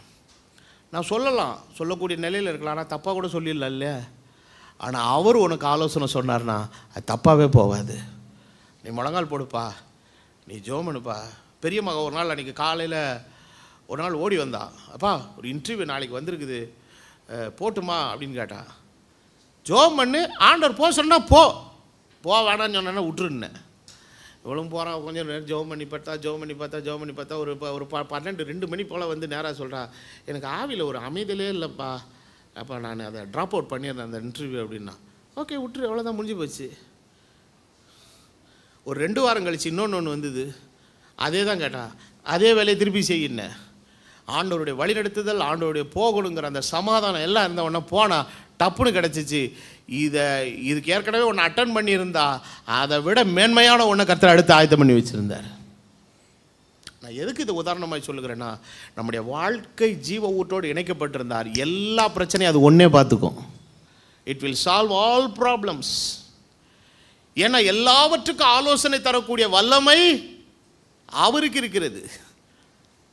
இன்றைக்கி சட்ட ஆலோசனை பெறனா வக்கீல்கிட்ட போகணும், மருத்துவ ஆலோசனை பெறனா டாக்டர்கிட்ட போகணும், ஒரு கட்டட ஆலோசனை பெறனா ஒரு இன்ஜினியர்கிட்ட போகணும். தேவனிடத்தில் வந்தீங்கன்னா எல்லா ஆலோசனையும் கிடைக்கும். ஆமென். அவர், நான் உனக்கு போதித்து நீ நடக்க வேண்டிய வழியை உனக்கு காட்டுவேன், உன்மேல் என் கண்ணை வைத்து உனக்கு ஆலோசனை சொல்லுவேன். அது குறியே தப்பாதுங்க. அவர் அம்பை எஞ்சாருன்னா அதை அடிக்க வேண்டிய இடத்துல கரெக்டாக போய் அடித்து அது ஜெயத்தை கொண்டு வந்து சேர்க்கும். இந்த ராத்திரி வேளையில் நான் உங்களுக்காக மறுபடியும் சொல்லுகிறேன், வாழ்க்கையில் எதுவுமே நிரந்தரம் இல்லைங்க. நீங்கள் நிரந்தரம்னு நினச்சிக்கிட்டு இருக்கிற எல்லாம் ஒரு நாள் உங்களை விட்டு என்ன செஞ்சிடும், போயிடும். ஆனால் அந்த ஜீவ ஊற்று மாத்திரம் உங்களோடு கூட கடைசி வரை இருக்கும். எத்தனை பேர் இதை விசுவாசிக்கிறீங்க? இனி வர காலங்களெல்லாம் உங்களுக்கெல்லாம் பென்ஷன்லாம் கிடையாது. சரி, வேலை இருக்கிற வரைக்கும் இருப்பீங்க. 58 வயசில் வீட்டுக்கு தண்ணி விட்டானா எப்படி சோறு சாப்பிடுவீங்க? இல்லைப்பா சரி, அது எல்லாம் இப்பயே செக்யூரிட்டி பண்ணி வச்சுருக்கிறேன். நோ, நீ கொடுத்தாலும் சரி, நீ கொடுக்கலனாலும் சரி, என்னை போஷிக்கிற ஜீவ ஊற்று எனக்கு என்ன கொடுத்துக்கிட்டே இருப்பார், கொடுக்க வேண்டியதை கொடுத்துக்கிட்டே இருப்பார். சரி, நீங்கள் அப்படி யோசிக்கிறீங்க, நான் எப்படி யோசிக்கிறது? அப்போது எனக்கு தேவன் தான் உங்களுடைய தேவன், உங்களுடைய தேவன் தான் என்னுடைய தேவன். ஹல்லேலூயா. அப்போது தேவன் நம்மளை அந்த ஊற்றோடு கூட இணைக்கும்படி சொல்லியிருக்கிறோம். ஆகவே ஜீவ ஊற்றாகிய கிறிஸ்துவோடு இணைக்கப்பட்ட ஒரு வாழ்க்கை, கிறிஸ்தவ வாழ்க்கை, அற்புதமான வாழ்க்கை, ஆசீர்வாதம் நிறைந்த வாழ்க்கை, மேன்மையான வாழ்க்கை. அதனால தான் ஆண்டவர் சொல்றார், உன்னை எல்லா ஜாதிகளிலும் கர்த்தர் எப்படி வைப்பார்? ஏன்? அவன் என் நாமத்தை அறிந்திருக்கிறபடியால். ஹல்லேலூயா. அந்த நாமத்தை அறிந்திருக்கிறது மாத்திரமல்ல, அந்த நாமத்துக்கு சொந்தக்காரர் எப்படிப்பட்டவர், அவருடைய வல்லமை என்ன, அவருடைய அதிகாரம் என்ன, அவருடைய கிருபை என்ன, அவருடைய தயவு என்ன, எல்லாவற்றையும் நான் அறிந்திருக்கிறது மாத்திரமல்ல, என் ஜீவியம் முற்றிலுமாய் அவருடைய கரத்திலே, அவருடைய கட்டுப்பாட்டுக்குள்ள இருக்குது. தப்பே நடக்கிறதுக்கு என்ன இல்லைங்க, வாய்ப்பே இல்லை, மிஸ்ஸே ஆகாது. கர்த்தர் அற்புதமாக நடத்துகிற தேவன். இந்த ராத்திரி வேளையில் எத்தனை பேர் விசுவாசிக்கிறீங்க? இந்த ராத்திரி வேளையில் இந்த கிருபையை கர்த்தர் உங்கள் எல்லாருக்கும் தர வேண்டும் என்கிற வாழ்த்துதலோடு, ஜீவ ஊற்றாகிய கிறிஸ்துவோடு இணைக்கப்பட்ட ஒரு மேன்மையான வாழ்க்கையை கர்த்தர் உங்களுக்கு தந்து, அந்த வாழ்க்கை உங்கள் ஜீவியத்தை மறுரூபப்படுத்த வேண்டும் என்கிற வாழ்த்துதலோடு தேவ செய்தியை நிறைவு பண்ணுகிறேன். நாம் யாவரும் விரும்பி ஜெபம் பண்ணுவோம். இந்த மாலை நேரத்தில் கர்த்தர் தந்த வார்த்தைக்காய் எல்லாரும் கர்த்தரை ஒரு நிமிஷம் ஸ்தோத்திரம் பண்ணுவோமா? ஹல்லேலூயா, ஹல்லேலூயா, ஹல்லேலூயா. உம்மை ஸ்தோத்திரிக்கிறேன் தகப்பனே, ஸ்தோத்திரிக்கிறேன் தகப்பனே. ஹல்லேலூயா. உம்மை துதிக்கிறோம், வாழ்த்துகிறோம், மகிமைப்படுத்துகிறோம் கர்த்தாவே. ஸ்தோத்திரம் தகப்பனே, ஸ்தோத்திரம் தகப்பனே, ஸ்தோத்திரம் ஆண்டவரே. உம்மை நன்றியோடு உம்மை துதிக்கிறோம் அப்பா. உம்மை ஸ்தோத்திரிக்கிறோம் தகப்பனே, ஸ்தோத்திரிக்கிறோம். மகா இரக்கமும் கிருபையும் பரிசுத்தமுள்ள பிதாவே, ஆசீர்வதிக்கப்பட்ட இந்த நல்ல மாலை பொழுதுக்காய் உமக்கு ஸ்தோத்திரம். நீர் தந்த ஜீவனுள்ள வார்த்தைகளுக்காக நாங்கள் நன்றி செலுத்துகிறோம் கர்த்தாவே. ஆண்டவரே, இஸ்ரவேல் சனங்கள் செய்த 2 தீமைகளிலே இவை 2ஐயும் நாங்கள் செய்யாதபடி எங்களை நீர் கிருபையாய் காக்கும்படி ஜெபிக்கிறோம். ஆண்டவரே, ஜீவ ஊற்றாய் இருக்கிற உம்மை விட்டுவிட்டு வெடிப்புள்ள தொட்டிகளை உண்டாக்கினது போல எங்கள் வாழ்க்கையில் வைத்திருக்கிற எல்லா வெடிப்புள்ள தொட்டிகளை இந்த ராத்திரியோடு கூட இடித்து போட நம்முடைய கரத்தில் நாங்கள் ஒப்பு கொடுக்கிறோம் கர்த்தாவே. இன்னைக்கு எங்களுடைய நம்பிக்கை, எங்களுடைய விசுவாசம், எங்களுடைய காரியங்கள் எல்லாம் கிறிஸ்துவாகிய ஜீவ ஊற்றோடு இணைக்கப்பட்டதாக இருக்க நீர் கிருபையருளும்படி உம்முடைய சமூகத்தில் வேண்டுதல் செய்கிறேன். எங்கள் எல்லாரையும் கர்த்தர் நீர் ஆசீர்வதிப்பீராக. எங்கள் எல்லாருக்கும் கர்த்தர் கிருபைகளை நன்மைகளை அருளும்படி நாங்கள் ஜெபிக்கிறோம் கர்த்தாவே. ஜீவ விருட்சத்துக்கு தூரமாக இருந்த எங்களுக்கு ஜீவனை அளிக்கும்படி கிறிஸ்து எங்களுக்காய் வெளிப்பட்டதற்காய் உமக்கு ஸ்தோத்திரம். எங்களுக்காய் சிலுவையிலே மரித்ததற்காய் உமக்கு ஸ்தோத்திரம். எங்களுக்காய் நீ இரத்தம் சிந்தினதற்காய் உமக்கு ஸ்தோத்திரம். எங்களுக்காக பாடுபட்டு மரித்து அடக்கம் பண்ணப்பட்டு 3ஆம் நாள் உயிரோடு எழுந்த உயிர்த்தெழுந்த ஆண்டவராய் நீர் எங்களோடு இருக்கிறதற்காய் ஸ்தோத்திரம். உம்முடைய கரத்திலே எங்களையும் எங்கள் வாழ்க்கை, எங்கள் ஜீவியத்தை, எதிர்காலத்தை எல்லாவற்றையும் நாங்கள் ஒப்பு கொடுக்கிறோம் ஐயா. நீர் சகலவற்றையும் ஆண்டு நடத்த உம்முடைய கரத்தில் நாங்கள் வேண்டுதல் செய்கிறோம் ஐயா. உம்முடைய ஜீவ ஊற்றாய் இருக்கிற உம்மை விட்டால் எங்களுக்கு வேற என்ன கதி இருக்கிறது ஆண்டவரே? அப்பா, உம்மை நம்புகிறோம், உம்மை மாத்திரமே நம்புகிறோம்.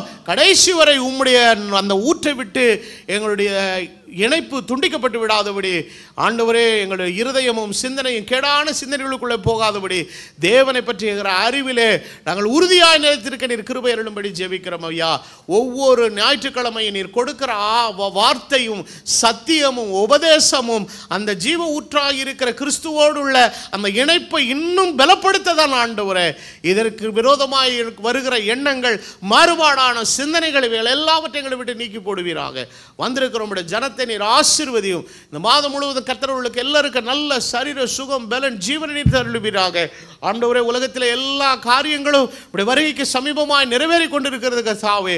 நாங்கள் ஆயத்தப்பட்ட பலப்பட்டு கர்த்தாவே, கர்த்தருடைய வருகைக்கு நாங்கள் ஆயத்தப்பட கிருபை செய்வீராக. உம்முடைய பிள்ளைகளுடைய அப்பத்தையும் தண்ணீரையும் ஆசீர்வதி, கைகளின் பிரயாசங்களை நீர் ஆசீர்வதியும், பாப்பு செய்கிற தொட்டியை நீர் ஆசீர்வதியும், எண்ணெய் கலசத்தை நீர் ஆசீர்வதிப்பீராக. நீ அநேக ஜாதிகளுக்கு கடன் கொடுப்பாய், வாங்காதிருப்பாய் என்று சொன்னீரே. இந்த கடன் என்கிற சாபம் உடைய பிள்ளைகளுடைய குடும்பங்களை விட்டு நீக்கும்படியாய் இயேசுவின் நாமத்தினாலே நான் ஜெபிக்கிறேன் கர்த்தாவே. நன்மையும் கிருபையும் உடைய பிள்ளைகளுக்கு தொடருவதாக. ஆண்டவரே, உடைய பிள்ளைகளுக்கு வாழ்க்கையில் நல்ல விசாலங்களை உண்டாக்கும். குழந்தைகளுக்காய் விசேஷமாய் ஜெபிக்கிறேன். நல்ல சுகம், பலன், ஜீவன், ஆரோக்கியம், பாதுகாப்பு எல்லாவற்றையும் தந்து உலக பிரகாரமான படிப்பில் அவர்கள் சிறந்து விளங்கும்படி நீர் கிருபை செய்யும். இந்த உலகத்தினுடைய பாவத்துக்கும் சிற்றின்பத்துக்கும் எல்லா அசுத்தங்களுக்கும் பிள்ளைகளை விலக்கி காப்பீராக. எங்கள் எல்லாரையும் கர்த்தர் வேலையடைத்து காக்கும்படியாய் நாங்கள் ஜெபிக்கிறோம் கர்த்தாவே. உம்முடைய வருகை தாமதித்தால் மறுபடியுமாய் இது போலத்த ஒரு காரியத்தில் நாங்கள் வந்து ஈடுபட்டு கர்த்தரை மகிமைப்படுத்துகிற ஒரு நல்ல வேலை எங்களுக்கு தரும்படியாய் ஜெபிக்கிறோம். உம்முடைய நன்மையும் கிருபையும் உம்முடைய ஆசீர்வாதம் உம்முடைய ஜனத்தோடு கூட இருப்பதாக. நீர் எங்களுக்கு எவ்வளவு நன்மைகளை செய்திருக்கிறீர் ஆண்டவரே. வார்த்தையால் விவரிக்க முடியாத, வார்த்தையால் சொல்ல முடியாத காரியங்களை எங்கள் வாழ்க்கையில் செய்திருக்கிறீர் ஐயா. வெடிப்புள்ள தொட்டிகளை உண்டாக்கின பாவத்தை மன்னிப்பீராக. வெடிப்புள்ள தொட்டிகளை உண்டாக்கின அவிசுவாசத்தின் காரியங்கள் இயேசுவின் நாமத்தில் மன்னிக்கப்படுவதாக. இந்த ராத்திரி வேளையிலே எங்கள் உறவை கிறிஸ்துவோடு கூட புதுப்பித்துக் கொள்கிறோம் ஐயா. இன்னும் நீர் அந்த நீரூற்றை ஆண்டவரை இணைப்பதற்கு ஆயத்தத்தோடு காத்துக் கொண்டிருக்கிறீர் ஆண்டவரே. உம்முடைய கரங்களை பிடித்துக் கொள்ளுகிறோம், உம்முடைய வசனத்தை பிடித்துக் கொள்ளுகிறோம். உம்மை உறுதியாய் பற்றிக் கொண்ட மனதை உடையவன் அவன் உண்மையே நம்பி இருக்கிறபடியால் அவனை பூரண சமாதானத்தோடு காத்துக்கொள்வீர் என்ற வார்த்தையின்படி உம்முடைய ஜனத்தின் வாழ்வு இந்த மாதத்திலே சுபிட்சமாய் ஆசீர்வதிக்கப்படும்படியாய் நான் ஜெபிக்கிறேன். உம்முடைய வார்த்தையை பிரசங்கித்த ஊழியக்காரனாக என்னையும் என்னுடைய குடும்பத்தையும் கர்த்தருடைய கருத்தில் ஒப்புக்கொடுக்கிறேன். கர்த்தர் தந்த வேலையை உண்மை உத்தமமாய் செய்ய, தேவ சித்தத்தின்படி செய்ய, ஆண்டவருடைய ஆசீர்வாதத்தை பெறுவது மாத்திரமல்ல, அநேகருடைய வாழ்வுக்கும் ஊழியங்களுக்கு ஆசீர்வாதமாக இருக்க கிருபையருள நாங்கள் ஜெபிக்கிறோம். உம்முடைய ஜனத்தை சமாதானத்தோடு கூட அனுப்பும், பிரயாணத்தை வாய்க்க செய்து நடத்தும். வருகிற நாளை நடக்கிற மாலை ஆராதனை, ஞாயிற்றுக்கிழமை நடக்கிற பகல் கூட்டம் எல்லாவற்றிலும் தேவனுடைய பிரசன்னம் விளங்கும்படி ஜெபிக்கிறேன். காத்துக்கொள்ளும் பலப்படுத்தும் ஆசீர்வதியும் கர்த்தராகிய இயேசு கிறிஸ்து என்னும் விலையேற பெற்ற நாமத்தில் வேண்டுதல் செய்கிறேன்.